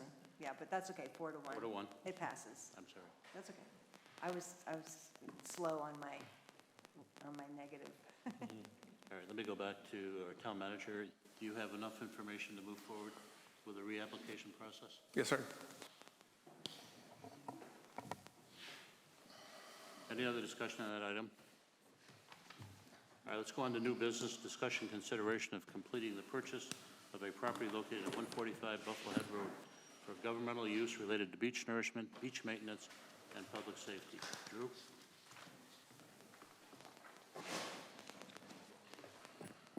Thank you, Mr. Mayor. I'll give Kay just a minute to get that presentation up. I just have some slides just to frame the conversation a little bit, and Mr. Shiano's going to take a little break, so please give us just a minute.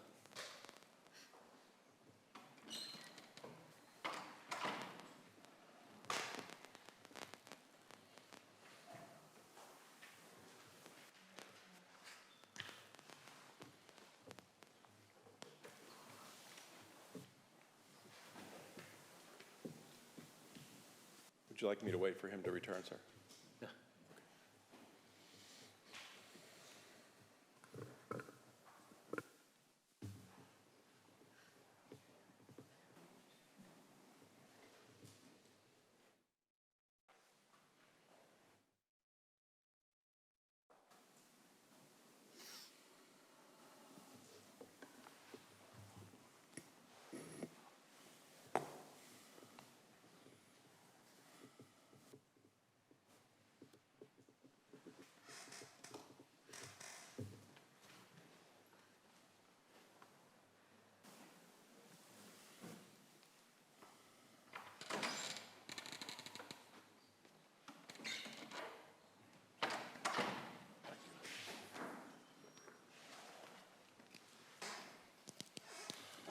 So this new business item is to consider the completion of the purchase of a property at 145 Bufflehead Road.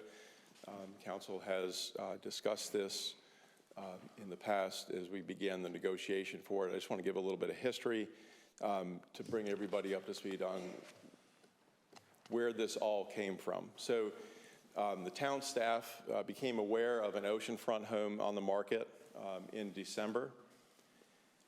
Property is at 145 Bufflehead Road, which is between Pintail and Widgeon in the Carolina Dunes neighborhood. This is located within the beach nourishment project area. That red arrow shows where the property is, so it's about 1/3 of the way north if you're coming from the south. The staff evaluated this particular location's potential to resolve what is a long-term need for access to the beach for beach nourishment. Council is aware of the efforts that staff has made to try to get onto the beach for nourishment construction activity. Council is aware that this year access, or would have been last year, now it's going to be this year, access is in Southern Shores. That access is not assured and likely actually not to happen anytime in the future. So we've been very active in pursuing access via easement in neighborhoods, and we've repeatedly gotten no thank you. They all understand the necessity of doing nourishment, but just weren't willing to provide access easement, and council is aware of those conversations.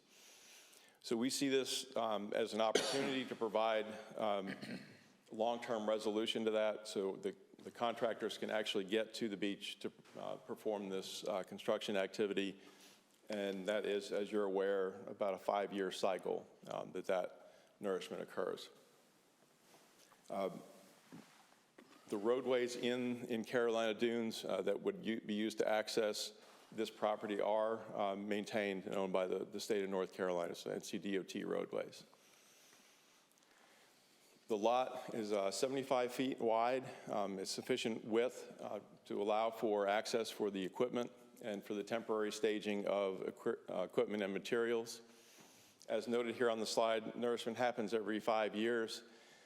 So during the nourishment construction process, 6 to 8 weeks or so, there would be a fairly significant amount of activity on the parcel. So we wouldn't in any way sugarcoat that. There will be equipment that will be moved from the street over the dune onto the beach, and then it will be removed once the construction is over with. During the construction process, light vehicles would go back and forth onto the beach, and those are primarily pickup trucks for the construction company themselves and our engineers and other folks that are working on the project. There's service for the porta potties that have to be used on the beach. There's fuel trucks that need to access to refuel the equipment that's used in the construction. And again, that window runs 6 to 8 weeks for the actual construction. The parcel is currently developed. A single-family dwelling is shown here in this picture, built in 1984, containing about 2,400 square feet on 2 levels. We did present this information, or this suggestion to the council, or opportunity rather, in a closed session in January, on January 4th of 2023. And then the council gave direction to myself and our attorney regarding negotiation for the purchase of this property. We did negotiate a purchase price of $1.6 million that was accepted by the owners on January 20th. The planned closing is within 60 days, and there's a 45-day due diligence period built into this purchase agreement, and that due diligence period ends on the 6th of March. As discussed with the council, the property would be restricted to government use, so it's for beach nourishment, it's for beach maintenance. That would include grading of the beach access ways in the nourishment area and others, and then also for public safety, so that's our lifeguards, fire, EMS, and police. The plan currently is to have no structures on the site following the removal of this house. After the 2023 rental season, as council was made aware, the North Carolina law requires that we honor any current rental agreements on the property, and the intent would be to continue to take rental agreements for the summer of 2023 season. There would be no permanent or long-term storage of vehicle or materials on this site. So only that's what's directly related to beach nourishment, beach maintenance. This would not be a storage yard for anything that belongs to the town or our contractors. The driveway would be retained and would be repaired as necessary. We have no plans to expand any area that's currently paved. It's concrete mostly right now. The plan that we've discussed would call for a bar gate or some sort of a cable or chain to restrict access to the driveway. We would maintain the lot in as much of a natural state as we could. You're trying to kind of in character with the neighborhood. We certainly wouldn't want to disturb any of the beach grass on the dunes or any growth that's on the dunes. We will not modify the dune height other than what's required to do beach nourishment. So occasionally the dune height and profile will need to be modified to allow for the heavier equipment to get out onto the beach. That would have to be permitted as part of our beach nourishment permit application through CAMA, and CAMA would require, and we would actually require that the dune be put back to its original profile following nourishment. The funding for this would come from beach nourishment reserves. The only reason that we brought this idea to council is we need to get on the beach for beach nourishment. Absent that very real need, we wouldn't have even been discussing this with you. So it's required, we need to get on the beach in order to nourish it. So it's a legitimate expense from beach nourishment reserve funds. We do have some restrictions on those funds, one of which is our bond covenants that require that we have a balance of the greater of $1 million or the amount of MSD tax collected. That has to be in our reserve fund, physically in that reserve fund as of December 1st of each year. After this purchase, it looks like on our projection, conservative projection is it will have about $1.5 million in that fund as of December 1st of 2023. So we would remain in compliance with bond covenants. So what we're looking for from council tonight is if you desire to continue to make this purchase, approve a budget amendment to fund the purchase, which is to move money from the Beach Nourishment Reserve to the general fund so we can make the payment for the property. And then if you desire to approve the purchase, make a motion to do that. There's also consideration of an ordinance that you have in front of you. I think you'll probably want to hold that a little bit, and your attorney might give you a little bit of advice on that. But those are the three items of consideration. I'm happy to answer any question the council has about it. Drew, just for clarification, now, obviously beach nourishment has been delayed until this year. And if in fact Southern Shores had not required additional sand, would we have been shut out getting to the beach and that we had no access to the beach? So we couldn't get in through the Sandaling or Sound to Sea or the Fed and the opportunity of Port Trinidad. So if in fact Southern Shores did not need additional sand, we would have been shut out getting to the beach, which would have been disastrous. That's what has been relayed to me. So because Southern Shores is extending their project, they're getting a little more sand put on their civic association, because Southern Shores, like Duck, does not have any public beach access. So their civic association owns those accesses, and they're allowing Southern Shores to go back on at Hillcrest to do nourishment. And as part of that, because they had already agreed to allow us on there, because they're going to be moving equipment, they're allowing the Duck construction operation to mobilize and demobilize through the Hillcrest access. We do have a temporary easement in Port Trinity. So on the very south end of that development, there's a small access way that the contractor will be able to use for light vehicles, and that's where they'll likely access to get their personnel on and off the beach, and if it's close enough to be able to run a hose to refuel their vehicles. But absent the Southern Shores access, not necessarily I guess we, and if you include our contractor, because they delayed, one of the conditions that the council approved as part of that delay was we put the responsibility to get on the beach on them. And they were able to renegotiate using the relationships with Southern Shores and with Dare County to be able to renegotiate with the Civic Association to get access. But, yeah. Do we also have an obligation to maintain the beach once we've nourished it? And then the fact that we use public funds, don't we in fact have an obligation to maintain? I'm not aware of any statutory obligation. The council at any time could say that we're going to get out of the beach nourishment business.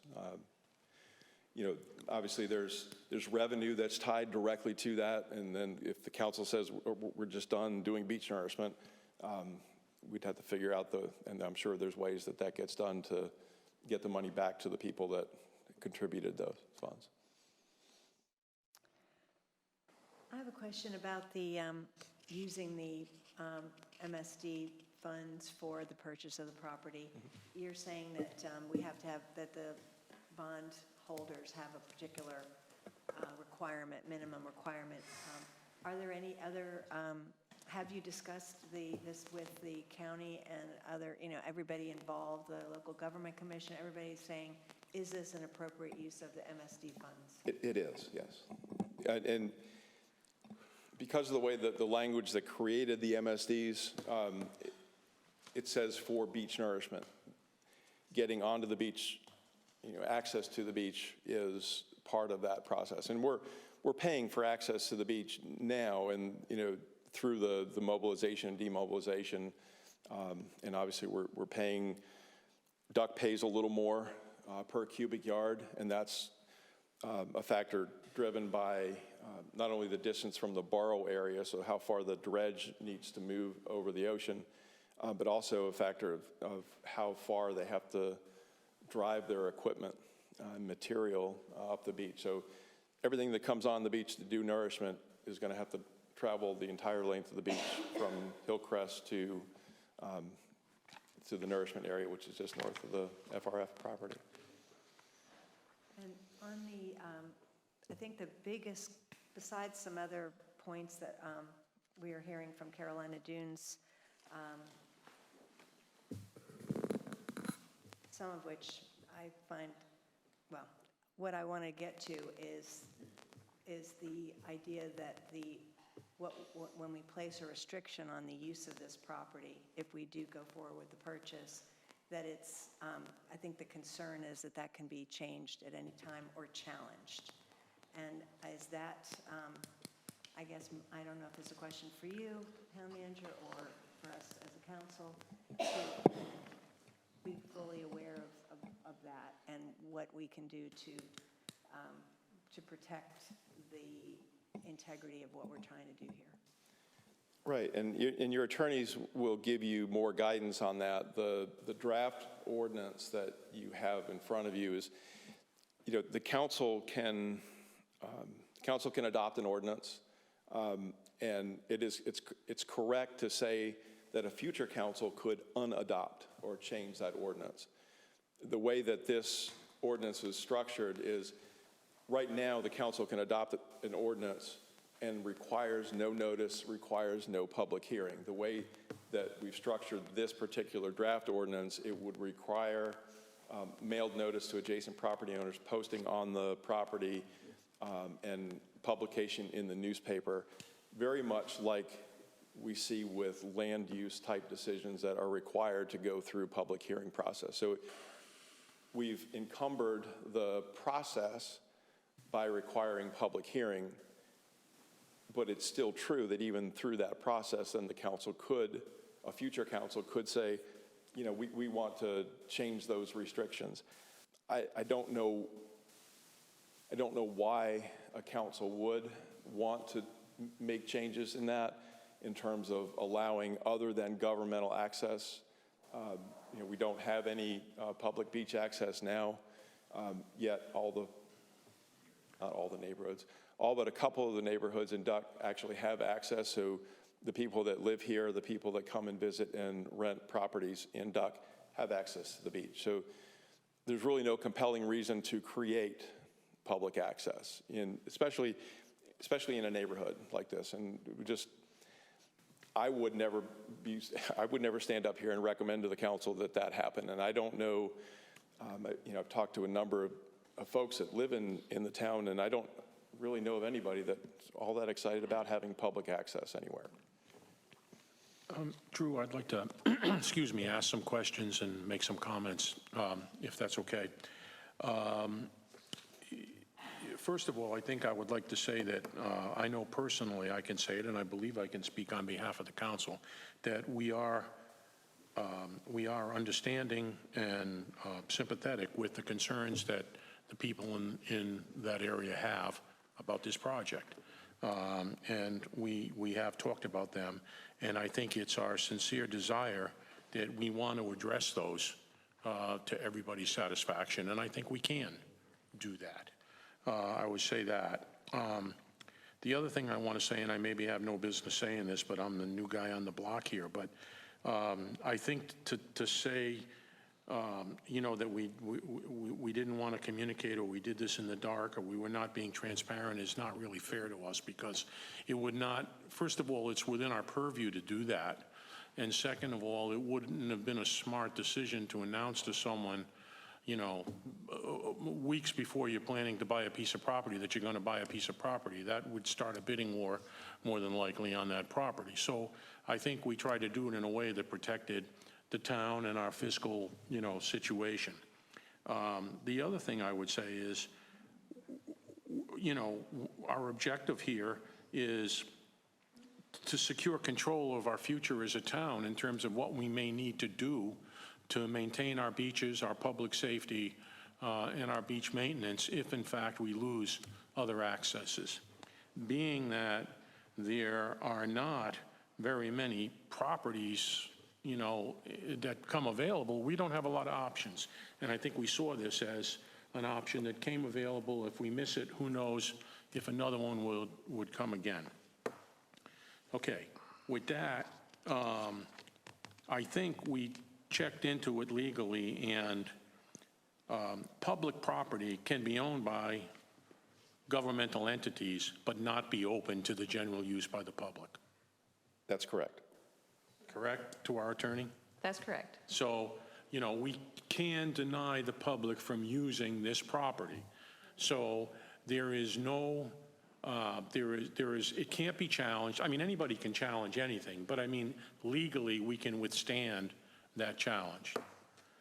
Second of all, I don't know anybody on this council that's interested in creating public beach access or in the town. But I do think that in the future, who knows what could happen, and I'm sympathetic with the concern that a council 10 years down the road could say, we want to open this up to public access because we just think the world is free, and if our borders are open, so should our beaches be open. Anything can happen in 10 years, despite the fact that we don't think it will. So my concern would be making something included or in addition to or on top of this that ensures that for in perpetuity, this is the only purpose that this could be used for. That would be what I would suggest that we look at here. There is no parking on state roads, is my understanding. Am I correct on that? We have an ordinance, yes. So there's still nobody can park there. We could ensure that we won't let anybody park on our property or that we park anything on the property on a regular basis. You talked about the financing of it. We're not going to put any structures on it. The other comment I would have is that when I look at the concrete driveway, we're going to maintain it. If everybody in the neighborhood or whatever agreed that aesthetically it would be better to not have a concrete driveway there, would we be willing to take it out, make it au natural, and then when the time comes for a pathway that's needed, we could put matting down or something, do what we got to do for the dune, and then when we're done, pull it out, restore it to, as natural as possible or whatever. I guess what I'm trying to say is I want it to look as good as possible so the people who live there feel comfortable with it. Right. Yeah, I mean, if there wasn't concrete there, we wouldn't put it down, probably. Correct. So either way, we could go either way with that, maybe. Okay. That would be my comments on it. And I will say that in terms of government restricting use of property, there are two pretty clear examples in Doc. One is the FRF is a pretty clear example of it, and that's federal government. Right. And then the county owns a water tower here, and that's not open to public use or anything. So and I think your attorneys probably talked to you. It was probably the meeting I missed when you got advice from your attorney, but there are precedent for that, and Ms. Womble can address that if you'd like to. While we're on the topic of public beach accesses, it is in our vision, in our plans that we would pursue public beach accesses if they were available. And historically, one of the reasons we did that was because of the FRF property. That property, when we became a town, we zoned it conservation property, again, so that it wouldn't be sort of sold and then just like developed into a bunch of homes. We made it like park-like. But, if the FRF ever left that property or, which was, again, this was, many years ago, but that would be something that we could pursue and have as an access. I think that public access, or let me just say, ability for all residential owners in Duck to have access to the beach is something that would be good to have. As you mentioned just a few minutes ago, there are streets in Duck that do not have deeded beach access. We've just worked it through all these years, before we were a town and after. Nothing really changed in that regard because they're all privately owned properties. And as we've grown and developed and it's become more of a topic, that's something that, I'd like communities to work through and maybe facilitated by the town. But I did want to address the fact that it is written that we would pursue public beach access. That's right, and it was because of the FRF property or any subdivision that might want to make a public beach access, but that would of course be up to them because it's private property. Well, then I'll clarify my statement because I don't think I spoke fully on behalf of the whole council. Speaking on behalf of myself, I would not pursue public beach access in the town of Duck. If the FRF facility became available and the town were to buy it and wanted to provide public access for residents of the town of Duck, I would be in favor of that. Residents of the town of Duck or renters. I think that what Monica just said, putting that property at the FRF in some sort of conservancy. I think that it's up to Ms. Womble and Mr. Well, no, but what I'm talking about now is this particular piece of property that we're talking about, either create some sort of conservancy around that or some irrevocable trust that holds that piece of property owned by the town. And in the language there, prevents anybody from ever changing that, including a future council. So, and I'll give you some comment. I did staff with Robert about this agenda before he had to be gone tonight. You have the proposed ordinance in front of you. As you know from the presentation, that the structure is going to remain on that property, and it's going to be continued to be leased at least for the through 2023, which means for the 2023 calendar year, I believe at this point, to the calendar year, is that right? Correct. Okay. That structure is going to remain on the property. That property is going to be for a residential use. And so you have this ordinance before you tonight for consideration. I believe the staff's presentation's just a little bit different than the packet that I have. It says that it is there for you to consider to adopt and or provide additional instruction for amendments. So you have the ability and the time to consider further avenues that may be satisfactory to address your concerns, address some of the concerns you may have heard tonight. So you have the option to move forward with that, or you have the option to provide some further insight, some further instruction for staff, and certainly to council, and I will relay those to Robert, and he will work diligently to address those concerns and try to meet all those concerns for you. So you are not required to adopt that tonight. You have time to make further considerations if you desire. And that, if you're looking for a recommendation from staff on that, that's our recommendation, is that we hold on that, and there's this avenue, and there are some others that your attorney will be discussing with you that are likely to address a lot of the concerns, including some of the things that Mr. Mooney mentioned. Any other questions? Not now. Well, I'd like to start by making a motion that we basically approve the budget amendment to fund the purchase by moving funds from the Beach Nourishment Fund to the general fund. And that's open for discussion.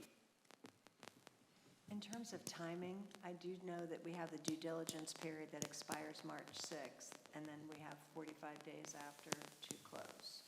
Is that, I mean, that's the timeline. That's the timeline in the contract.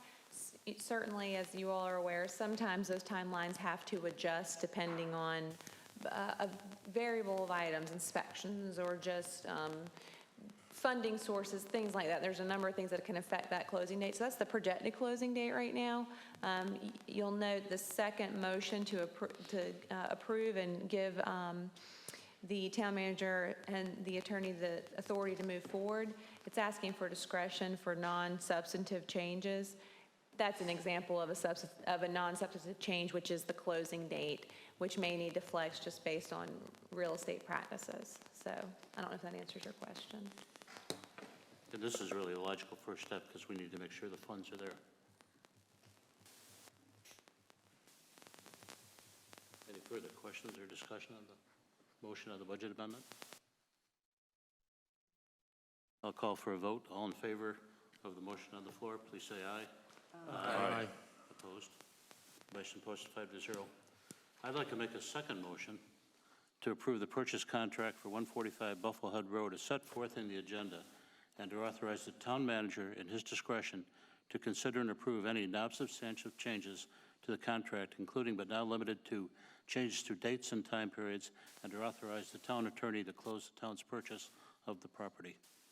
And this motion, I think, just addresses what our town attorney was advising us right now.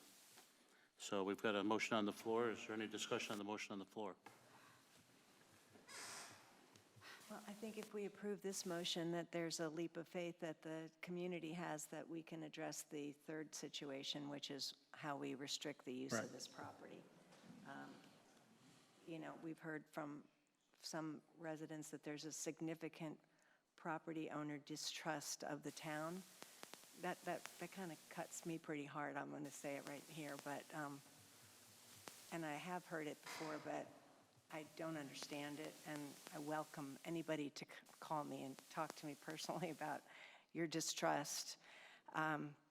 Serving on this council as long as I have, you know, we're all a little different, but I think we are all very similar in our love for this community and this town, and we have worked very hard on the behalf to save Carolina Dunes and that whole northern beach. As you know, what it looked like before we did the nourishment project, but anyway, I just wanted to make that.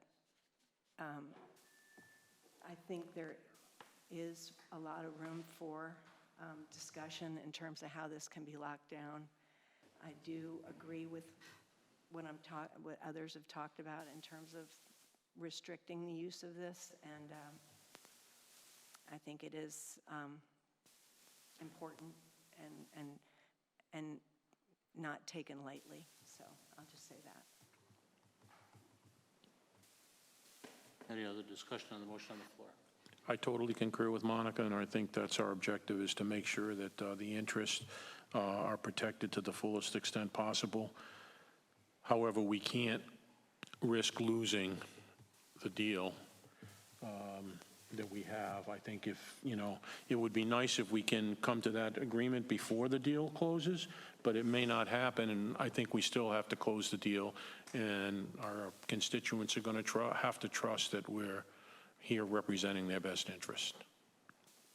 So that's all I have to say. Vice Chair Attorney, we've got time to work through that. Yep. This is just a draft ordinance in there for information and consideration. Just to clarify too, if this were to go through and that rental house is on the property, we continue to work through the property manager that's assigned, and the liability for the town isn't anything that we have to be concerned about as property owners of rental property. So that's a question I posed to our insurance company, and they said, you're covered, other than we need to add the physical damage coverage. So we'll need to add the property to our schedule of insurance for fire purposes. But for liability purposes, once the town owns it, it's covered. We have a very broad blanket that covers anything we own. Thank you for clarifying in terms of liability. That. Thank you. Any other conversation or discussion? Call for a vote. All in favor of the motion on the floor, please say aye. Aye. Opposed? The motion passes 5-0. And I think upon recommendation of both the town manager and town attorney, any further discussion on ordinance 23-04 will start to take place from this point forward.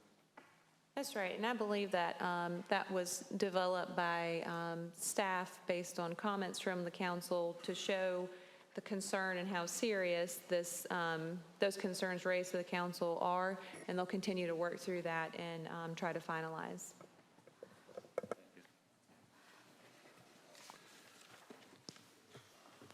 Thank you, Drew. Going on to item number 8B, discussion consideration of amendment to the contract between the town of Duck and Sandski LLC doing business as surf rescue to provide additional funding to provide competitive wages for surf rescue personnel. Drew?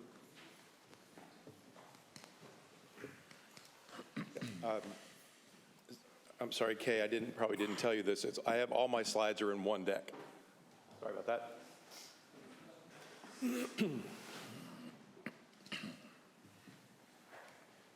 So, Council, you heard at your retreat from Merrick Dabrowski about some issues regarding compensation, particularly for lifeguards, and this is a follow-up to that.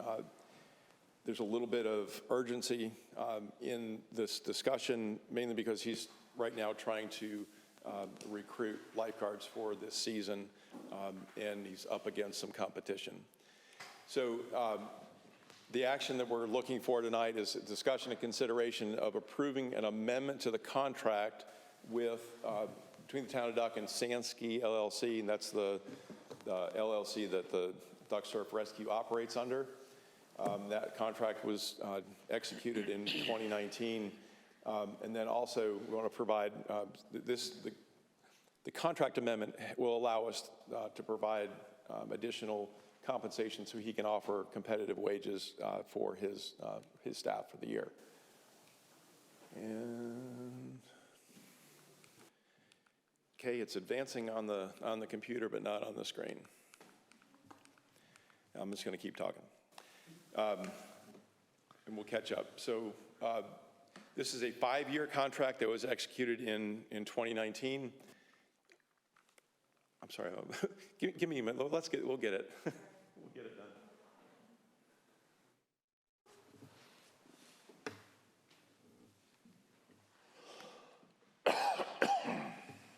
The Seaback store looks great.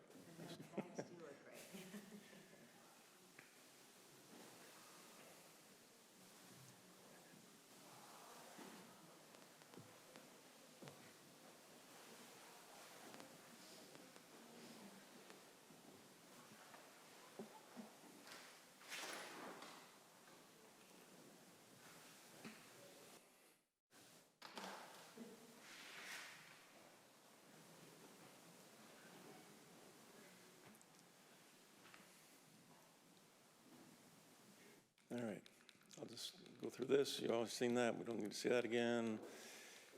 All right. So, 5-year contract. These are the escalators that are built into the contract. So these are the contract amounts you see in the upper left. As Merrick described to you, and as probably comes as no surprise to you, so there's some unforeseen economic pressures at work here. It's important to know that last year, so that our lifeguards are paid $15 an hour, as were all the other towns along the beach, including the National Park Service. Currently, everyone is advertised for, well, not everyone, most have advertised for $18 an hour. The National Park Service has advertised at $17.99 an hour. Yes, ma'am. I just, after you finish. Go ahead. Oh, okay. Are we at the end of this, are we in fiscal 24 on this slide, as he told us? So we are in fiscal 23. We are? Yes. He was saying it was our last year, so I just wanted to clarify Yeah. that. Thank you. Yeah, he misspoke. So yeah, there's one more year. What he's requesting is he wants to increase the wages of all of his lifeguards by $3 an hour. It doesn't impact, so what you do doesn't impact the wages being paid by Sansky LLC to lifeguards serving other communities. So he has contracts for both the town of Southern Shores and the National Park Service. The National Park Service has approved the increase, so the federal government moved really quick on that to go to $17.99 an hour. There's action pending in Southern Shores. They'll need to have the same conversation. The numbers that are on the table to the right were provided by Merrick. So he divided out his season and showed what the impact of $3 an hour is. So for the remainder of this fiscal year, it's about $30,000 is what he's asking for. But the total cost, if you look at the total cost of the summer, and he thinks in terms of summer and we think in terms of fiscal year, mainly because we have to by state statute. So things get a little bit confusing, but for the summer of 2023, the impact to him is $72,972 to increase the wages. He's asking for $60,000 of that, is essentially what this request is for the summer of 2023. And then in the way he has to do his work, again, because his fiscal year is different than ours, he's asking for another $30,000 to cover the beginning of summer of 2024.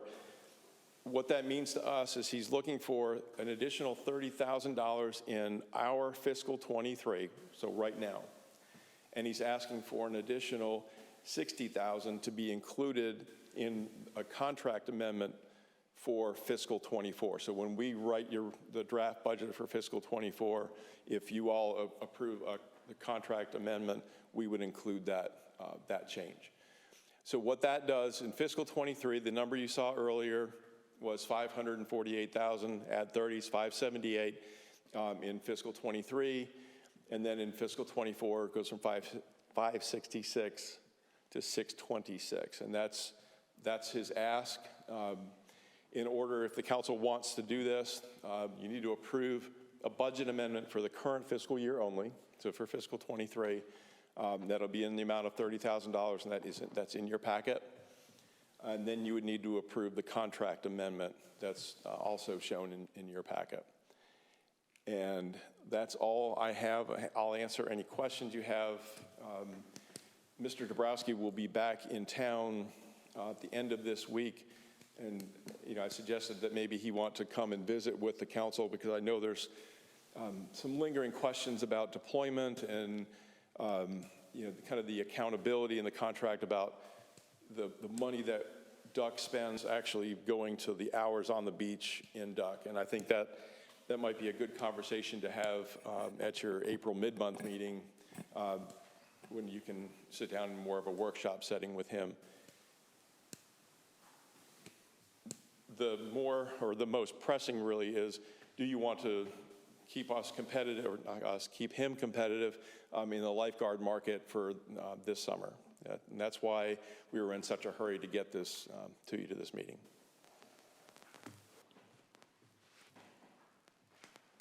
I think we are.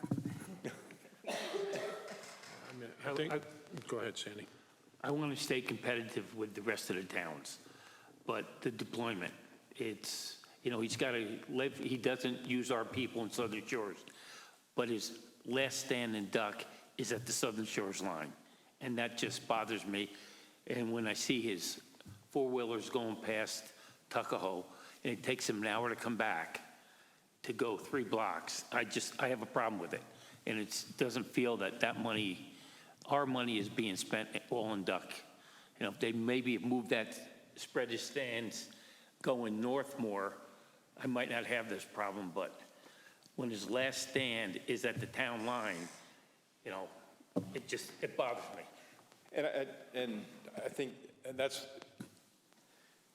the suggestion I would have, is to have him come. I can't talk to his deployment. I can't talk to, because I'm not, I don't do his scheduling and stuff. So it would be really good for him to hear these concerns in a public setting from you all and be able to provide you accurate information about that. It's a legitimate concern.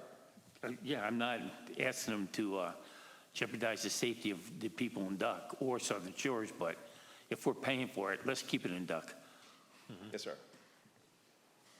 So could I make a motion that we approve the budget amendment as proposed to add an additional $30,000 for the contract in this current fiscal year? Can I just ask one question here, Monica? I think it was 3 years ago we gave him $10,000 a year for this contract to get J1 students from South America. Where did that $10,000 go? Because we don't have any of those students or lifeguards here. I don't know that we gave him $10,000 a year, but we did give him that $10,000 that first year, and then he told us, I think, when we asked him that he spent Use it for, Use it to keep salaries competitive, is what he told you at a prior meeting. All right. Yeah. correct, but that's $40,000 to give him, not 30. Yeah, I kind of think we should support him from a standpoint of hiring the guards now, but I would certainly like to see a longer discussion about the future on the beach and how he's deploying. And I agree with Sandy. I mean, for the same reason the county won't put an ambulance on the north end of Duck, why would we put a stand on the south end of our beach? And I think we need to have that conversation, where the stands are and how many we need. And, I think we need to do a little more fine tuning on the contract for next year before we guarantee that contract. I think we do need a sit down with Merrick. how everybody else feels, but, I mean, I Yeah, think we need to I give them would the help. like that, To too. get I the mean- guides, the guards, obviously. I think, yeah, I mean, certainly, I think we can, at the mid-month meeting in April, we can certainly get Merrick in here and discuss all of the things, all the concerns that people have about deployment and his resources. But we need to do this now, or we won't be talking, we won't have any lifeguards to talk about.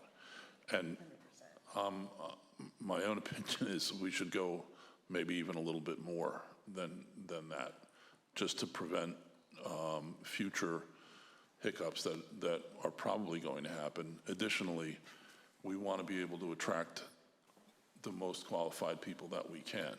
It's like anything else. I mean, we had an evaluation. We heard about our volunteers in the town. Their time is valued at about almost $30 an hour.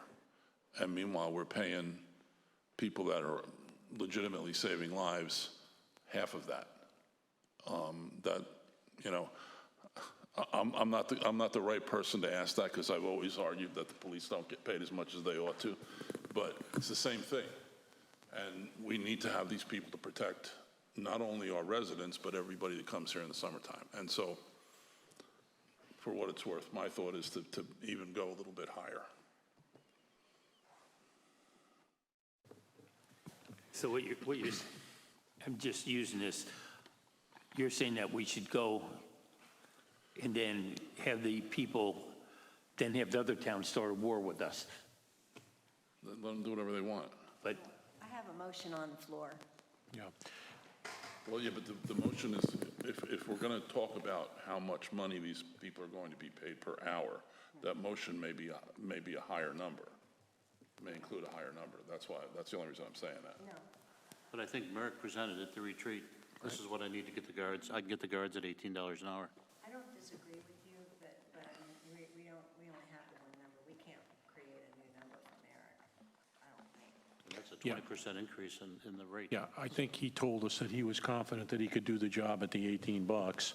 And I think since everybody else is at $18 and everybody else was at 15 and it worked, I think we're just laggards here on the 18. I think if we go to the 18, I think we'll be okay. If it turns out we're not, then we can make an adjustment. But I think we'll be okay with the 18. We'll be in line with everybody else. So the motion on the floor is to amend the budget for this fiscal year. And it sounds like we're going to, in fact, delay the conversation on the contract until we have a sit-down with American going forward. Can we do that? Why can't we? So That's what I would like to do. Why can't we? So I think you're going to vote on the budget amendment, and then and that's to move the money, then you'd have to vote on the contract amendment to spend the money. to spend the money. And then additional contract concerns for the next year, he would come to another meeting, is what I understand. Yes, so it's more for deployment. So you're approving, if you're considering approving a budget amendment for fiscal '23, that will cover him until June 30th. So you would then amend the contract for fiscal '23. If you want him to continue to pay $18 an hour for the rest of this summer, then you would need to amend the amount as shown here for fiscal '24. And I will tell you, you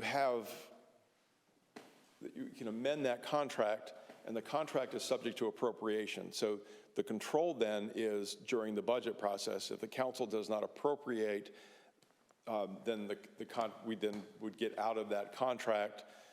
We would need to find another way for the provision of the service. But that's always an option. If you don't appropriate, the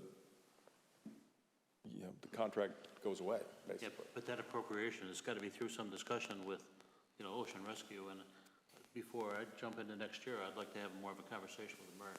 Right, so that's... Maybe he's got too many stands, maybe we got them for too long, maybe in the longer locations. We haven't had that discussion and debate in a couple of years. And I think, I'm sorry, Mr. Go ahead. For clarification, so that mid-month meeting in April is when we'll be presenting the first draft of something that looks like a budget. It's not really, because it's not balanced, but And that would be a great time for him to come here and have that conversation, if that's the council's desire. And I'm hearing that it is, so we'll invite him to come to that. Yeah, but I just want one question, if anybody knows. In his contract, does it say that the deployment and the use of resources are based solely on his discretion? There's the contract calls for a set number of stands, and it breaks it down by the time of the year. So the certain number of stands in the beginning of the year, well, actually starts with roving patrol. So it says exactly how many. It doesn't specify in the contract the where. So, Well, no, but my question is, who gets to make that decision? Is it in his contract that the discretion is completely his? That's my question. Because if it is, and we're going to have a conversation with him in mid-April, if he's already got a contract that says he can do whatever he wants to do, then we have a problem. I'm not sure of the wording, Mr. Mooney, but I know that he's been very amenable to Yeah, I can't imagine he's going to buck it. Yeah. I can't imagine he's going to buck the And suggestions. if the council says, we would rather not have a stand all the way at the southern end of town, and we want to move it a little bit, and then I would rely on him to say where that resource then should be allocated, because he's the one out on the beach. He knows the levels of crowds and the people that are being protected. He knows the way the ocean acts in these areas, and I'm sure it's the volume of people and the ocean condition that really kind of sets where he wants to put his stands, and he wants them to be a certain distance apart there so they can see one another, and all that kind of stuff. So I'm not the one to answer that. I rely on him and his years of expertise in doing this, and I think it's really good questions for you to address with Mr. Dabrowski. I'd like to see him come back and address that, because I'd like to see volumes by the various beaches, and I'd also like to see ocean rescues that we've had to do.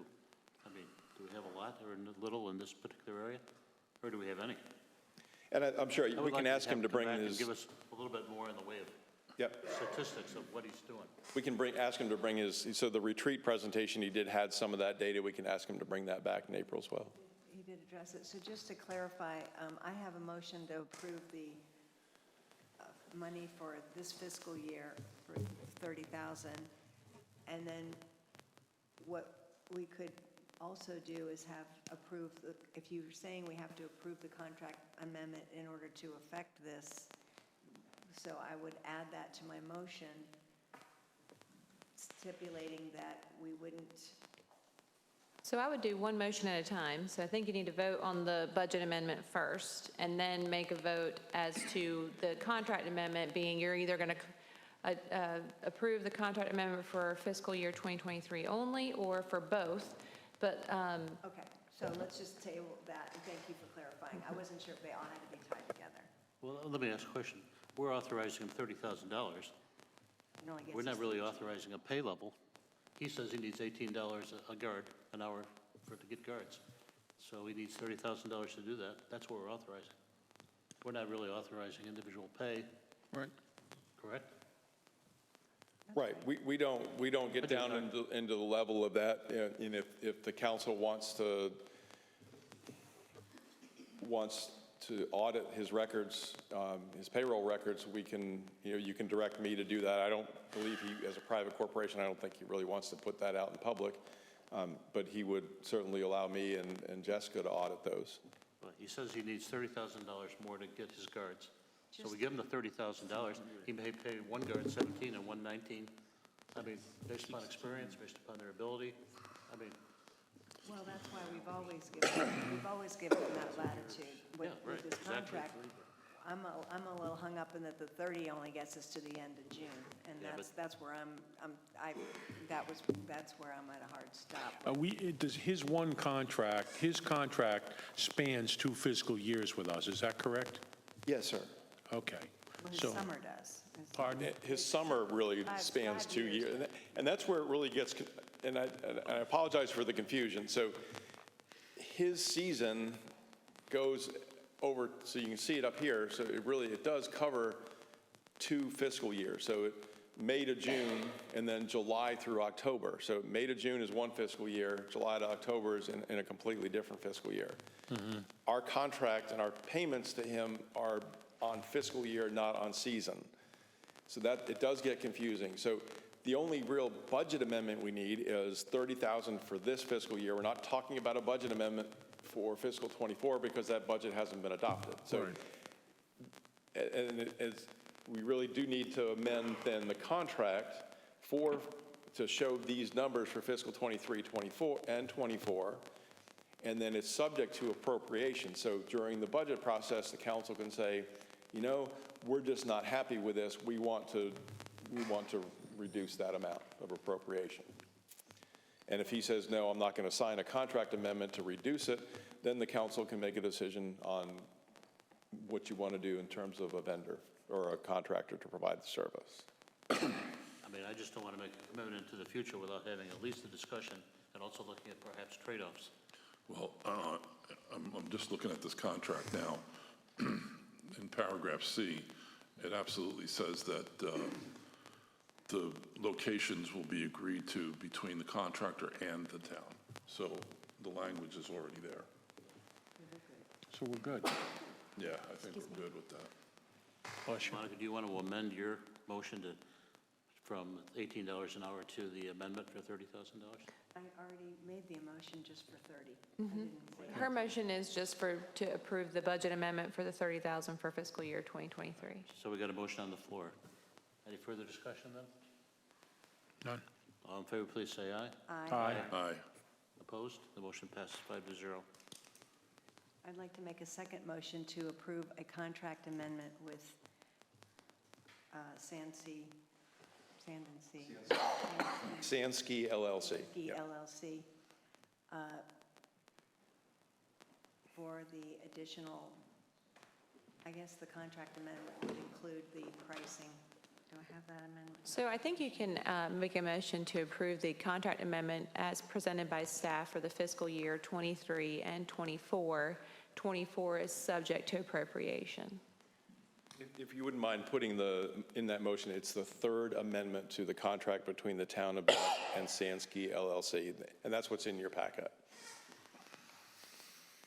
Third amendment. Okay, thank you. I'd like to make clear my motion that we are approving a third amendment to surf rescue contract between the town of Duck and Sansky LLC, subject to appropriation and a discussion with him in mid-April. Is that okay? And I guess if you would Not just subject to, but and if we could just add on to that and authorize the manager to sign the contract. I think you probably want that on there, Ms. Womble. Yes, of course. I thought that was implicit, but yes, you would authorize staff to execute that amendment. and authorize staff to execute the third amendment as presented. Do we need 2024 in there anywhere? She already did. She said for 2023 and 2024, and the contract amendment presented by staff includes both, but tonight you have appropriated for the fiscal year 2023. You have not appropriated for fiscal year 2024, and so I believe that your appropriation for fiscal year 2024 will be considered through the budget process and certainly in consideration with the meeting that you're going to discussion for the mid-month April meeting. Okay, any further discussion on the motion on the floor? All in favor, please say aye. Aye. Opposed? The motion passes 5-0. We beat that one to death. Continuing on new business, discussion consideration of authorizing a public hearing on ordinance 23-01, a proposed text amendment amending the definition of lot coverage in section 156.002 of the zoning ordinance to permit alternative ground cover materials such as pervious pavers, artificial turf, and other services.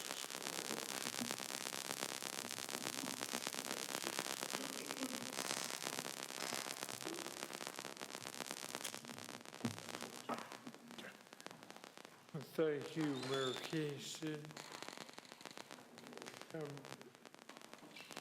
we have before you tonight is, as the mayor summarized, a copy or an ordinance proposal to amend one definition in the zoning ordinance for lot coverage. There are two purposes for this.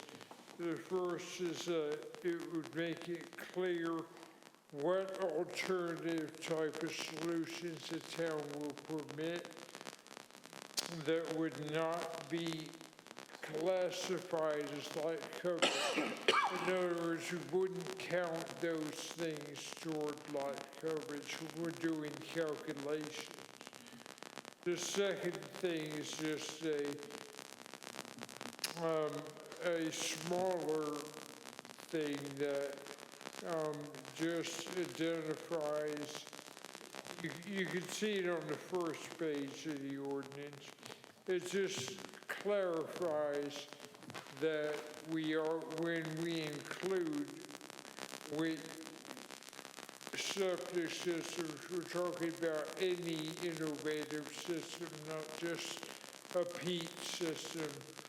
So while we're dealing with this ordinance, we thought it good to clarify that.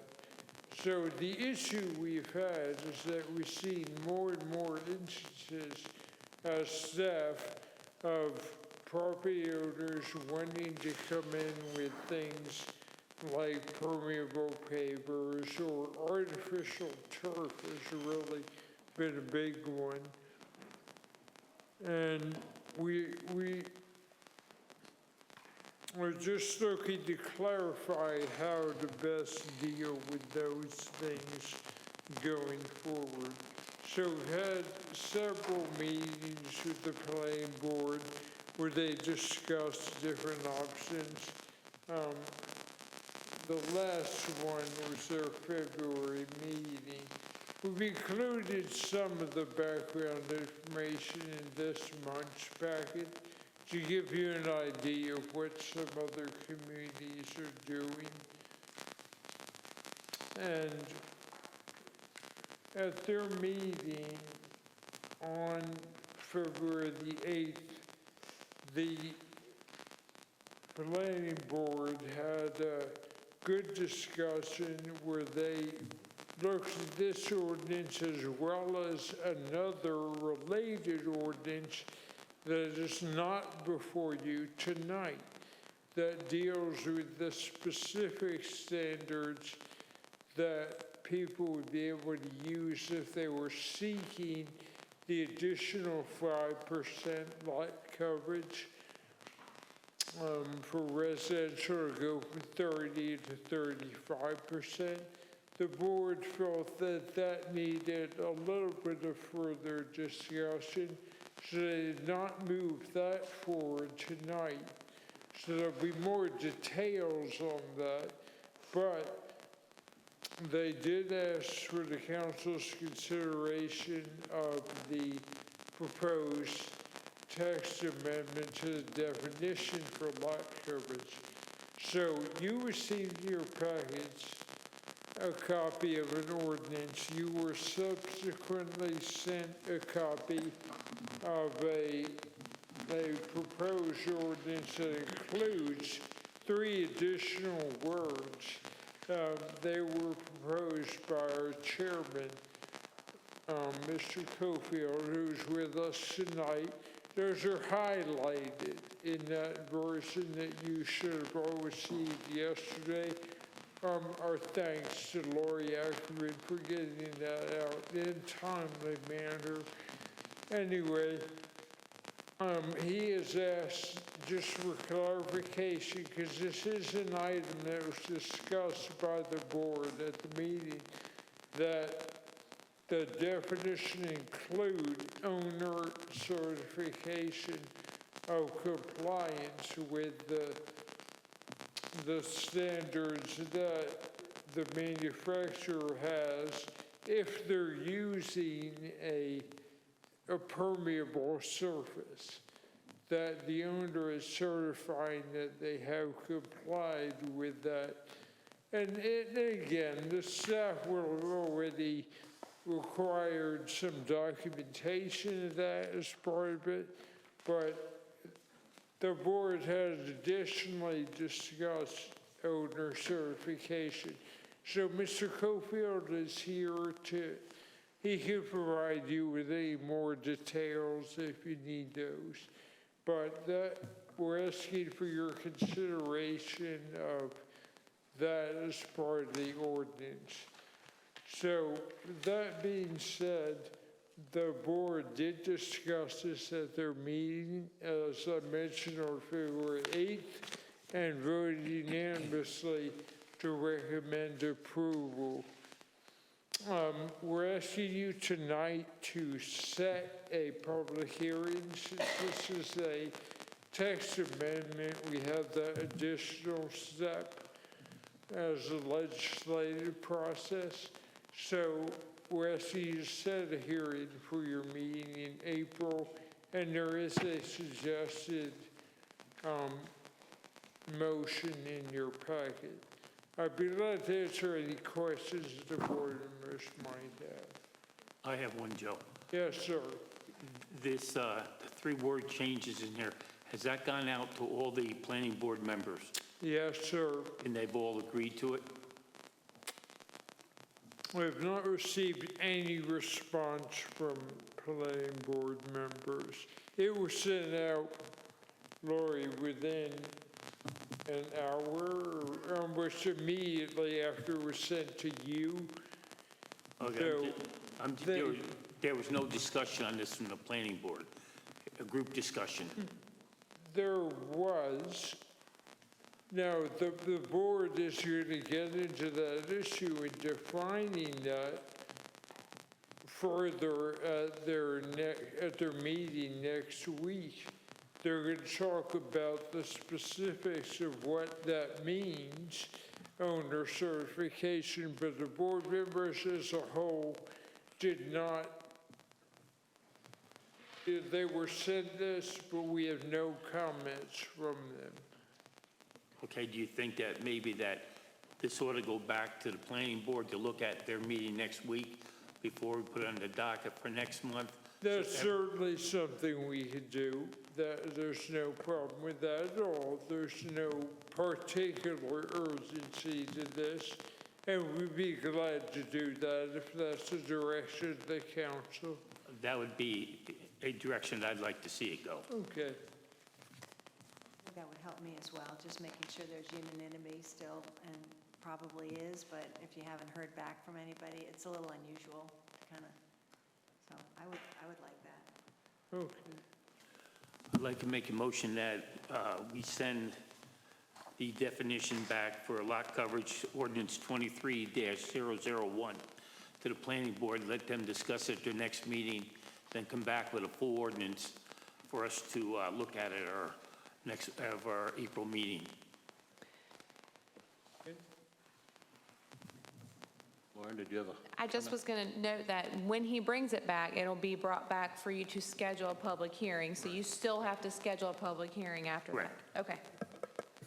Any further discussion on the motion on the floor? There being none, all in favor, please say aye. Aye. Aye. Opposed? And I will just add that the further advantage of that is that you'll have both related ordinances on the same track at that point. So I think that will be helpful as well. Thank you. Thank you, Joe. Next item, 8D, discussion consideration of ordinance 23-04, an ordinance declaring speed limits on state North Carolina roadways within the town of Duck. Drew?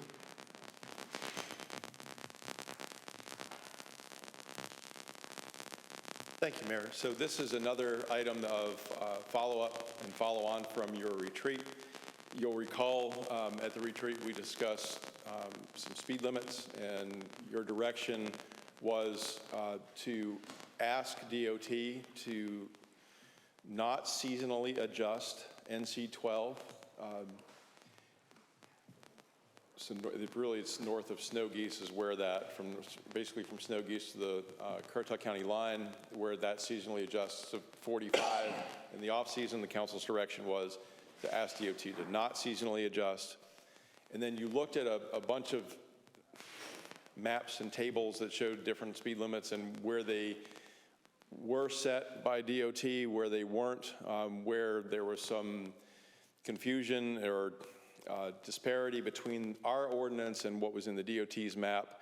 So what's before you tonight is an ordinance change. So it would change the schedule of speed limits within our ordinance.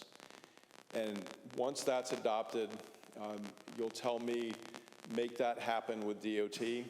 And there's a series of documents that I will need to file with them. And you have that in a summary of that in your packet. There's a repeal and establish. There's two different things we need to do with speed limits. It all follows your direction, but we need to take the steps to get all the paperwork done with DOT. The slide just summarizes, says if DOT controls the speeds on their roads, the council in an incorporated municipality may ask DOT to set certain speed limits. It's still up to them. I think you heard from the folks here, the DOT at your retreat, that what you're asking is not unreasonable, though it'll still go through their process. So what we're asking you tonight is to adopt this new schedule of speed limits that will be in your ordinance. So this is Schedule 1 within your Chapter 71 of the Town of Duck Code of Ordinance. Once the ordinance is adopted, again, I will, at your direction, go ahead and file the paperwork with NCDOT. So all the tables, all the information you have is basically, I've taken your orders, putting it into an ordinance, and then asking you to adopt an ordinance and tell me, make this happen with DOT. So with that, I will just stop talking and answer any questions. On one of the slides, you showed a 45-mile speed limit, and am I missing something that I'm not on the right table? So on this one here, it does say 45, and that's the current. And then there's we showed this to you at the retreat, desired as a question mark. The desired was 35. Could you just go back one Certainly. slide? Because there was that one. Is that 45 at the bottom? So this is the current ordinance as it's in. This isn't what we're asking you to adopt. Okay. What we're asking you to adopt is what's in your packet. The only question I have, because we did have a lot Right. of little courts that had, the wrong speed limit and everything, and that's all good. And I just want to clarify on the 135-mile-an-hour limit. Actually, we have two, but the NC 12 from Wampum north at 35, and so that's basically saying what that was what we discussed at the retreat, to make that a constant 35. And so by doing it here in the ordinance, then it goes to DOT saying that, yes, this is what the town wants.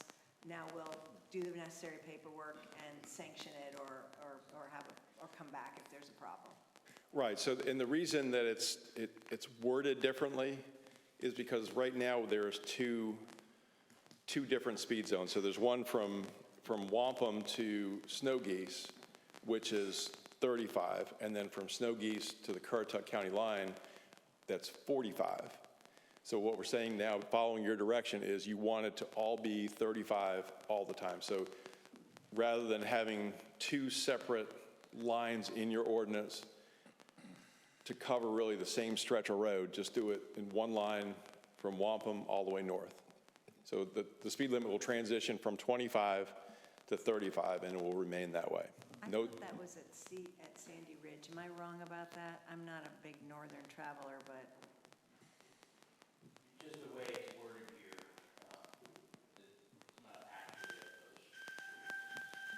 it's not actually it's in the area, so it's done by mileage, and the mileage is in there. So Wampum isn't exactly the exact street.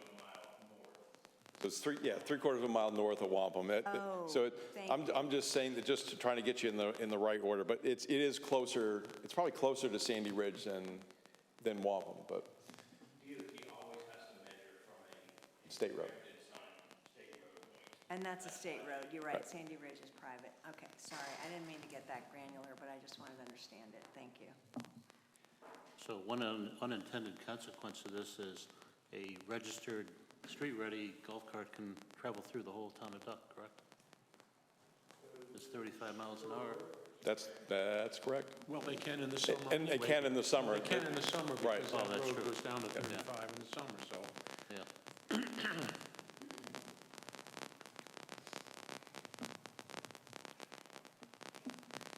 I'd like to make a motion that we approve ordinance 23-04, an ordinance amending ordinance 22-01, declaring speed limits on state of North Carolina roadways in the town of Duck. Any discussion of the motion on the floor? To that motion that approve that ordinance amendment and direct staff to file the necessary paperwork with NCDOT. Yes, and direct staff to file necessary documents with DOT to request these changes. Any further discussion on the ordinance, the motion on the floor? There being none, all in favor, please say aye. Aye. Opposed? Motion passes 5-0. Thank you, madam. Thank you for keeping us straight. Thank you, Council. The last item of new business, discussion consideration of authorizing the town manager to execute a contract for duck trail improvements between Blue Heron Lane and Waxwing Lane, adjoining the Sandling neighborhood with HHLD.LLC. Sandy. Good evening, council. If you're as tired as I am, then I know I'm going to make this quick.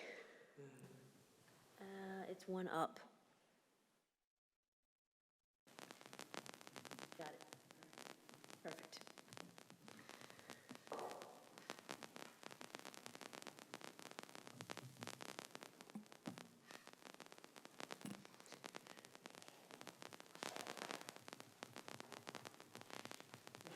All right, you probably remember this from the retreat. Promote an enhanced duck road, duck trail, and pedestrian experience. Well, following the retreat, we had our bid opening on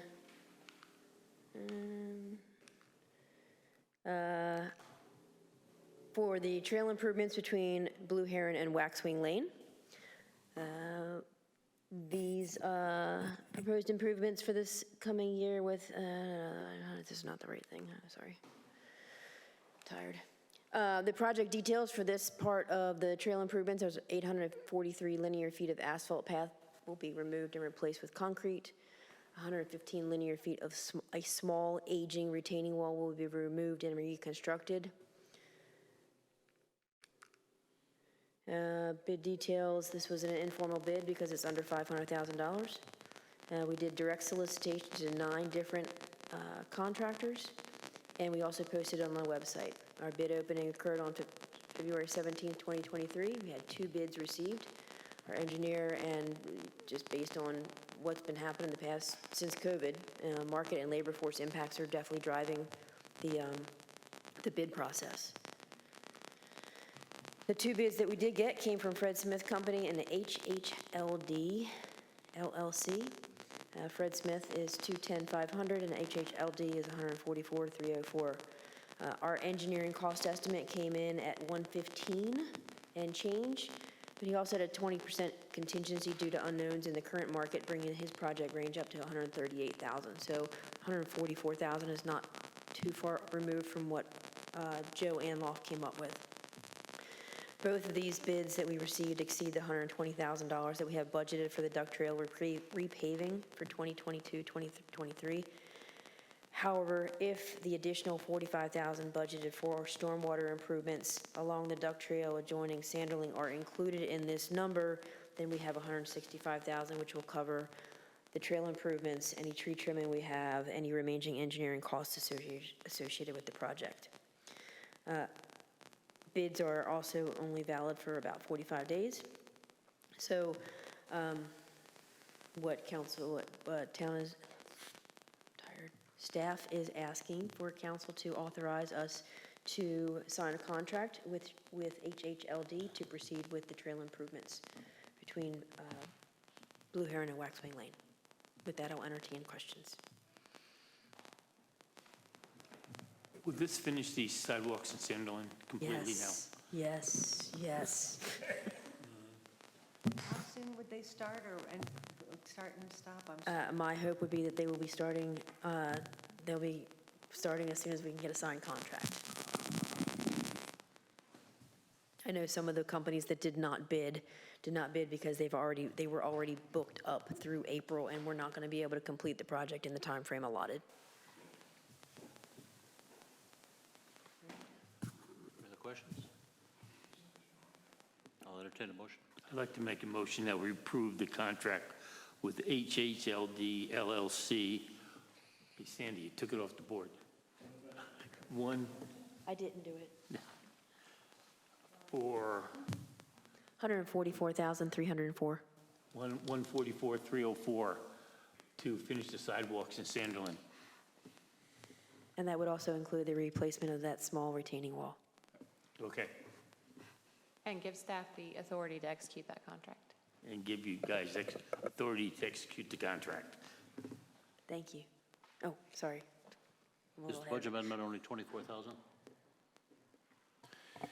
So we had allocated 120 for paving and 45,000 for related stormwater improvements along Duck Trail. So the combination of those two is sufficient funds to cover this cost. Even though the stormwater isn't going to be addressed.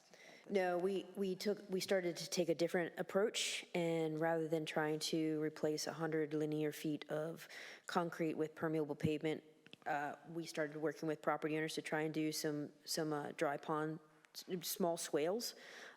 However, those property owners were not interested in entertaining an easement due to the lack of perceived need at this point, since we've been in a drought for 2 years. I'm sure it'll come back around at some point. Thank you. Any further discussion on the motion on the floor? There being none, all in favor, please say aye. Aye. Opposed? The motion passes 5-0. Thank you, Sandy. Item number 9, items referred to in presentations from the town attorney. I have none. Okay. Item number 10, items referred to in presentations from the town manager. I think council's heard enough from me tonight, so I'll ask our department directors, Chief Black, and then Mr. Hurd, Chief Ackerman, Ms. Nickens, and then Ms. Barnes. And I will be brief. You heard enough from me at the beginning. Thank you for the little excitement out there. I apologize for that. They were very excited. I'll be quick tonight. Again, it's March 1st, so we just finished February last night, so some of my numbers will be off just a little bit. We'll start with calls for service, and I'm going to talk about this training this weekend. This is one of the pictures from the training down in Buxton this weekend of Jake. I just thought it was a really great picture of him and the intensity. I will tell you that Jake, the instructors that were brought in, which I'll tell you more about in a minute, voted him best performer of the weekend. He killed it. So yeah, I expect nothing less from him, as you know. Year to date, we've had 38 calls. Again, we're good. Nothing crazy, nothing too much, too little. Actually, we are down in February compared to last year. There are 17 calls, 10 this year. What I'll say about our 10 calls in the rescue, 11 around the medical calls, have all been fairly significant. I'll highlight one. It was someone having chest pain here in town. Our folks got there quick. EMS got him to the hospital. They flew him out. He ended up having a major blockage and walked in 3 days later and said thank you. So definitely timely between Duck Fire and EMS to get him where he needed to be, which was off the beach. So that was really cool to have him come in and say thank you. From the pie chart here, you can see a little lighter, less colors, which is a good thing, you know. Medical call, green, we had some alarm activations. The red is a fire. It actually is a mutual aid call, but I do bring it out in case you heard about it. I was golfing at Seascape and came upon a large structure fire of a shed, and I was first on scene, so I was there till 13 got there. So that's why it's shown as a fire. Again, we were down. Interesting little graph. You don't normally see that. And I'll end with all those. We have 172 training hours that were put in the computer after this weekend. It was a 3-day event. There's 24 hours of possible training for several of our firefighters. I'll update those numbers for our records, and 20 inspections. So let me take 2 minutes, and I'm out of here, not even 1 minute. This weekend, the Office of the State Fire Marshal came down with all these instructors, including a couple of our folks that assisted Cameron Whitaker and Jeffrey Del Monte because they've been through this school. along with Dare County Association of Fire Officers, we co-sponsored, but they came down to do an advanced class. So we always do back to the basics in a lot of things. They came down and did a class, a survival class, basically, a firefighter survival class, really intense. I went down on Saturday. I just have a few pictures. On the left, you've got Deputy Chief Bachelet at the command board working with one of the Southern chiefs. On the right, you can't really see a whole lot, but that's Brandon Boyd in the dark Buxton Burn building. They actually have a dummy there that they're trying to, it's simulating a downed firefighter, and they're trying to get him out. I just want to throw a couple pictures in here. Let me go back real quick. 8 full-time firefighters from Duck participated down there. 1 volunteer went down, and 2 of our part-timers were there. Of course, everyone can't go because we actually have to cover Duck, but we were well represented in how well we did. So it was pretty cool. Here's a couple other pictures. You can see the intensity. The top right there is, you all know Cameron and Jeffrey, and that's a dummy there, or a mannequin. They're working hard on the right up there, and there's the folks there on the left as well. And then this is a great picture. It's not actually of our folks, but to give you an idea of the intensity of the training under live fire conditions, because the state was in, that's a dummy that is dressed as a firefighter. You can only do that with this training. We can't go do this because you can't simulate that like that unless you're in the specific training.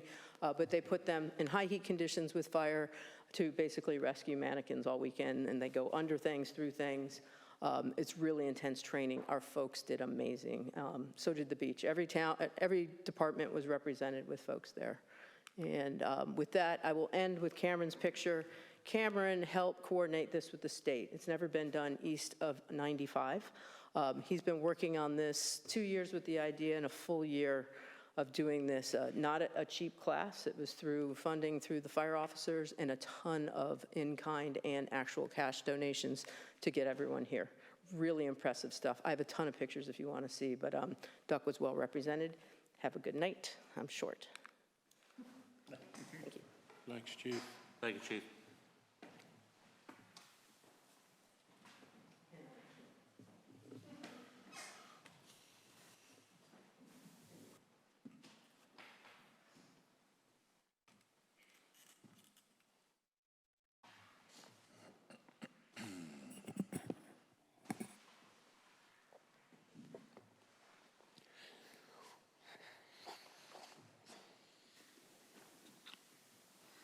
All right, or starting off with some figures, you can see actually significantly down from last year's high for building permits in general, but curiously enough, as you go down that column, trade permits, so that's your mechanical, electrical, plumbing, that kind of thing, actually saw an increase.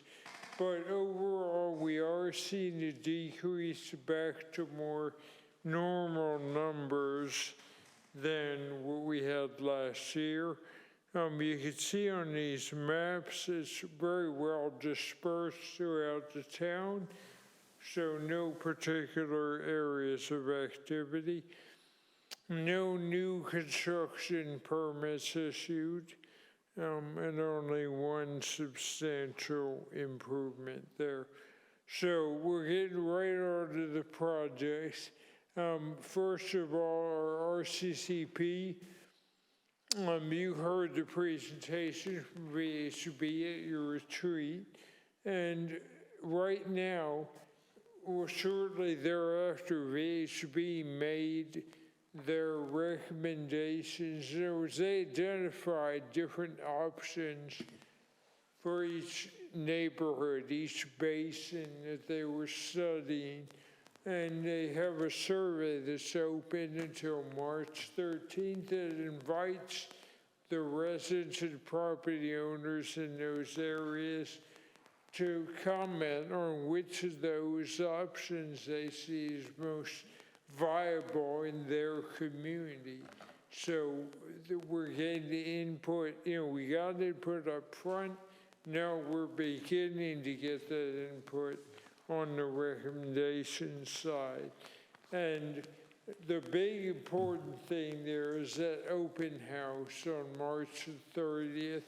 That'll be another opportunity for people to come in person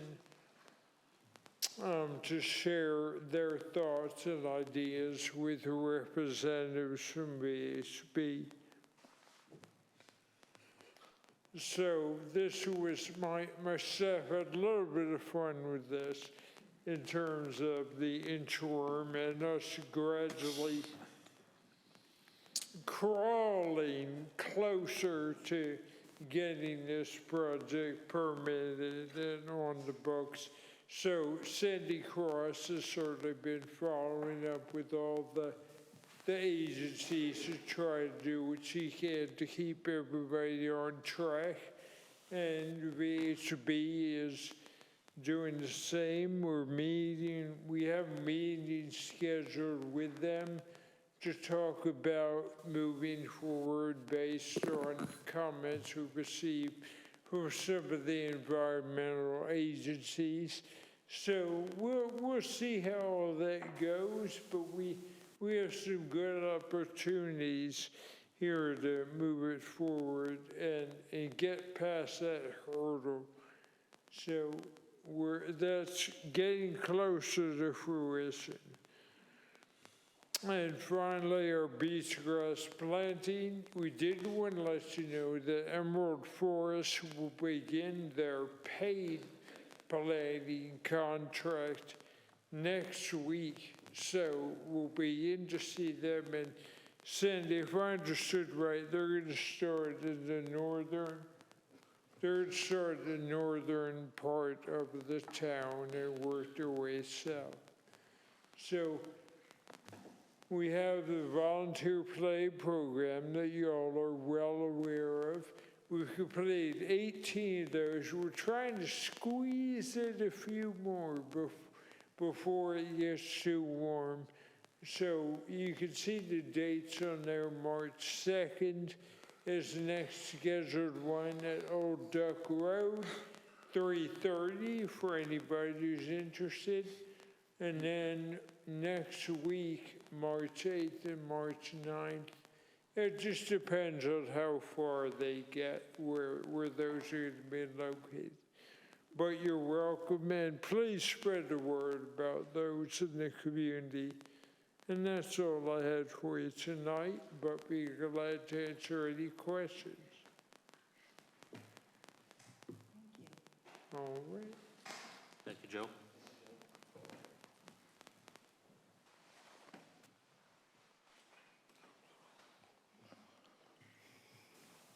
Good evening. Promised to be even shorter than everyone else. Real quick snapshot of February. Traffic enforcement actions at 35, just one vehicle crash. Of course, what dominated our activity is our business checks and property checks, which of course is what we do during our off season. Only one arrest and total just over 1,000 calls for service during the month. All the LPR data is displayed here, but it's also posted on the website for all to see and look at. No big surprises in there for the month. I want to remind everybody that our unused medication drop box is available during business hours. The one thing we're starting to see is people dropping off empty prescription bottles to us. We had a trash bag full of drugs dropped off, and of that there were 5 bottles that actually had medication still in it. So I just want to remind everybody, we can't dispose of that for people. That has to end up in the trash, and we're just disposing of the actual medications. We just recommend that people scratch their names off those bottles and throw them away or recycle them as appropriate.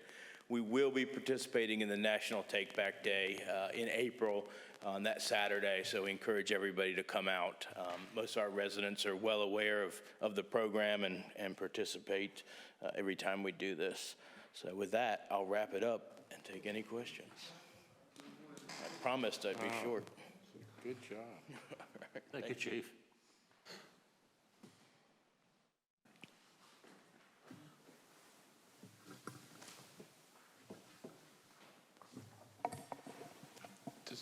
Kay, do you need the chief back there? Oh, sorry. She got it. All right. Alrighty, good evening, everybody. First of all, I do want to say that there was an issue with the YouTube buffering and the connection dropped. So for anybody who is watching now, I will be stitching together the previous link and the current link that you are now watching. I did get that out during the meeting, so people were able to tune back in, and I got that out. But there will be a complete posted video shortly. So it does take time for that to happen, but I just wanted to let people know that that will be coming, and I'll make sure that it gets out when I have it ready. All right, so again, everybody loves a good brick project. So the bricks are on the way. They are expected to be delivered on March 10th, so we will get to that sooner than we thought, and Betsy will be reaching out to volunteers, so there will be some volunteer opportunities coming up shortly. We do have a couple of events lined up. Nature on the Boardwalk is returning, and those dates are in April and May. If you are interested in doing those, just email events@townofduck.com, and we will get you on the list. And then we are really excited about the Bias Speaker Series returning. Our first one back is going to be Thursday, March 16th, and we have Josh Nelson from the National Park Service coming to talk about the Freedmen's Colony of Roanoke Island. So it's a really neat topic. There's been a lot that's been unearthed lately, and I think they actually just got a grant to install an interpretive trail along the sound. So there's a lot of new historical data and information that's come out, and so Josh is going to be coming to tell us about that. There's a light reception at 6:30, and then the lecture starts at 7. And in my communication world, the communication survey that I mentioned during the retreat is live, and I launched it yesterday in our e-news and on our website, and we've already gotten several responses that have great feedback, so thank you to those of you who have responded, and if not, you have until June 1st, but people have really taken the time to give us feedback and comments, so I really appreciate that, because it's really important, as you've heard, as we kind of move forward as a town. So I'll keep pushing that out. Also, Nextdoor is active. I will be sending out outreach information about how to access that and how to use Nextdoor, essentially, so that will be going out as well. And then I'm very happy to say that the LDPI grant for last year is finally closed. So we are moving forward with the 2023 grant that is in the works, but I just wanted to update council because I know Mr. Shiano had mentioned that there were some pending items with that. And also Jazz Festival, jazz, everything's jazz right now.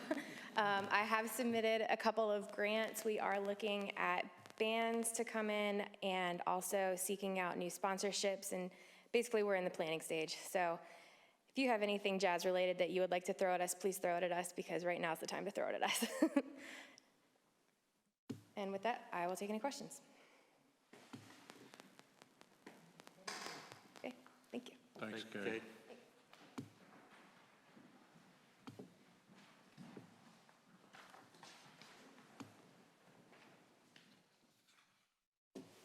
Good evening, everyone. I'm going to give you a quick finance update for February. I'm not going to go into too much detail because you just heard a lot from me at retreat. So I'm going to jump right in with the monthly cash balance. We ended February 28th with $19,027,832. Just our general fund balance was $15,266,000. And then if you compare it to last February, the general fund balance, it's been a 19% increase. The general checking account balance as of February 28th was $1,448,926. This is 9.5% of our general fund cash balance. We usually keep around 10. And then the remaining funds are in the investment accounts, the majority being in the capital management trust. This just shows a comparison of our revenues that we have budgeted for fiscal year 23 compared to the year to date and last year. I'm going to go into those a little more detailed. Sales and use tax was for the November collections. This was less than 1% decrease compared to last year, but we're still up 13.7%. Property taxes, we received collections through January 31st. This was a 22% decrease compared to last year. but still, year-to-date, we're 99.3% collected so far. Motor vehicle tax was also for collections through January. This was an 11.9% increase from last year. Occupancy tax was for the December collections. You'll see it's kind of a weird 46% decrease compared to last year. I put January in there because I was kind of intrigued why it was so different, because last year we had a big increase. All in all, we had a decrease in the past 2 months of $570. So what it showed me is more people came for Thanksgiving than Christmas. ABC profits and mixed beverage tax. This was for the collections for October through December of last year. This was a 30% decrease compared to the same quarter in the prior year. However, the prior year we saw very unusual amounts, so it was a lot higher than we expected. And then investment earnings, as you know, they're still continuing to rise, but they're not as dramatic as they were kind of later in 2022. We had investment earnings of just over $49,000 for February. And then here we have a comparison of our year-to-date expenditures compared to our budget. And then just to compare our revenues versus expenditures for February, we were higher in our revenues by $295,363. And does anybody have any questions? No? All right. Thank you. Thank you, Jessica. Thanks, Jessica.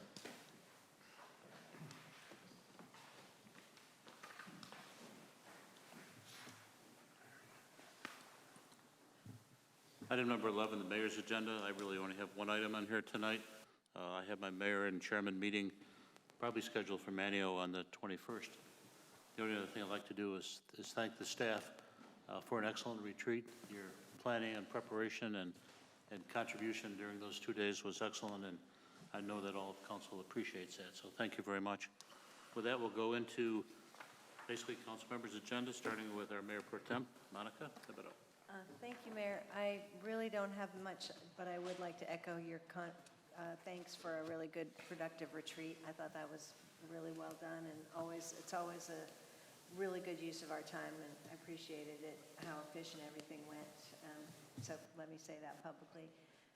I forgot to ask either the PIO or you, town manager, about any word on beach nourishment changes other than the last email that you sent to us, because I'm getting questioned on that and want to get that out to the public Sure. for my own personal needs. We did get some updates today, and we'll be pushing that out, and I'll get it out to council tomorrow morning.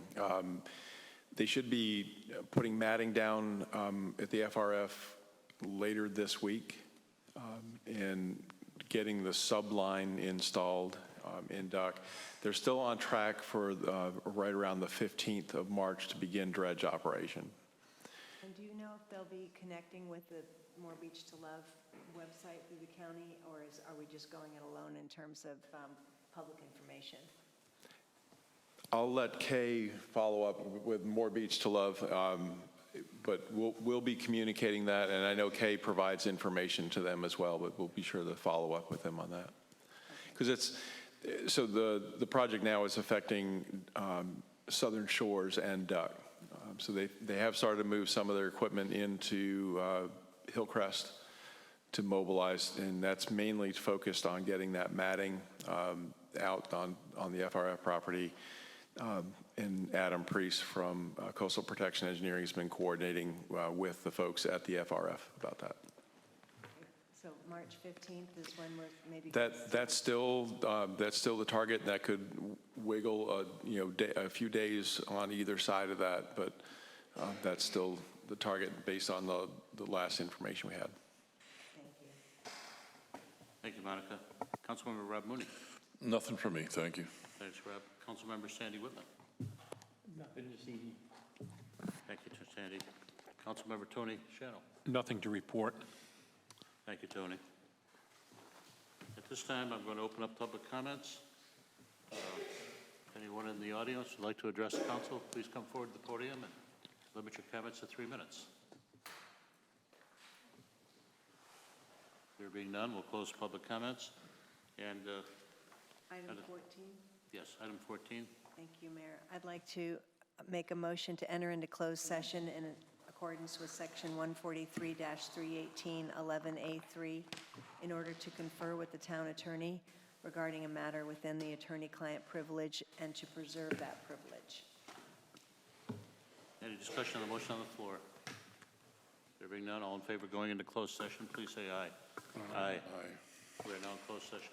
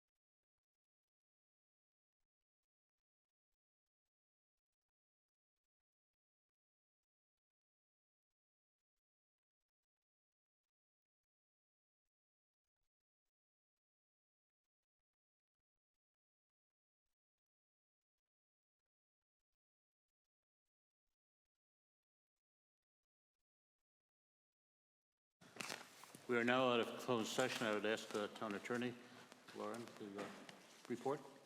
Thank you. The council met in closed session. We discussed matters, legal matters, which are protected by attorney-client privilege. Thank you. Thank you. Is there any other business to come before council this evening? There being none, I'll remind council the next scheduled meeting will be the regular meeting on Wednesday, April 5th, 2023 at 6 p.m. With that, I'll entertain a motion for adjournment. So moved. All in favor of adjournment, please say aye. Aye. We are now adjourned. Thank you.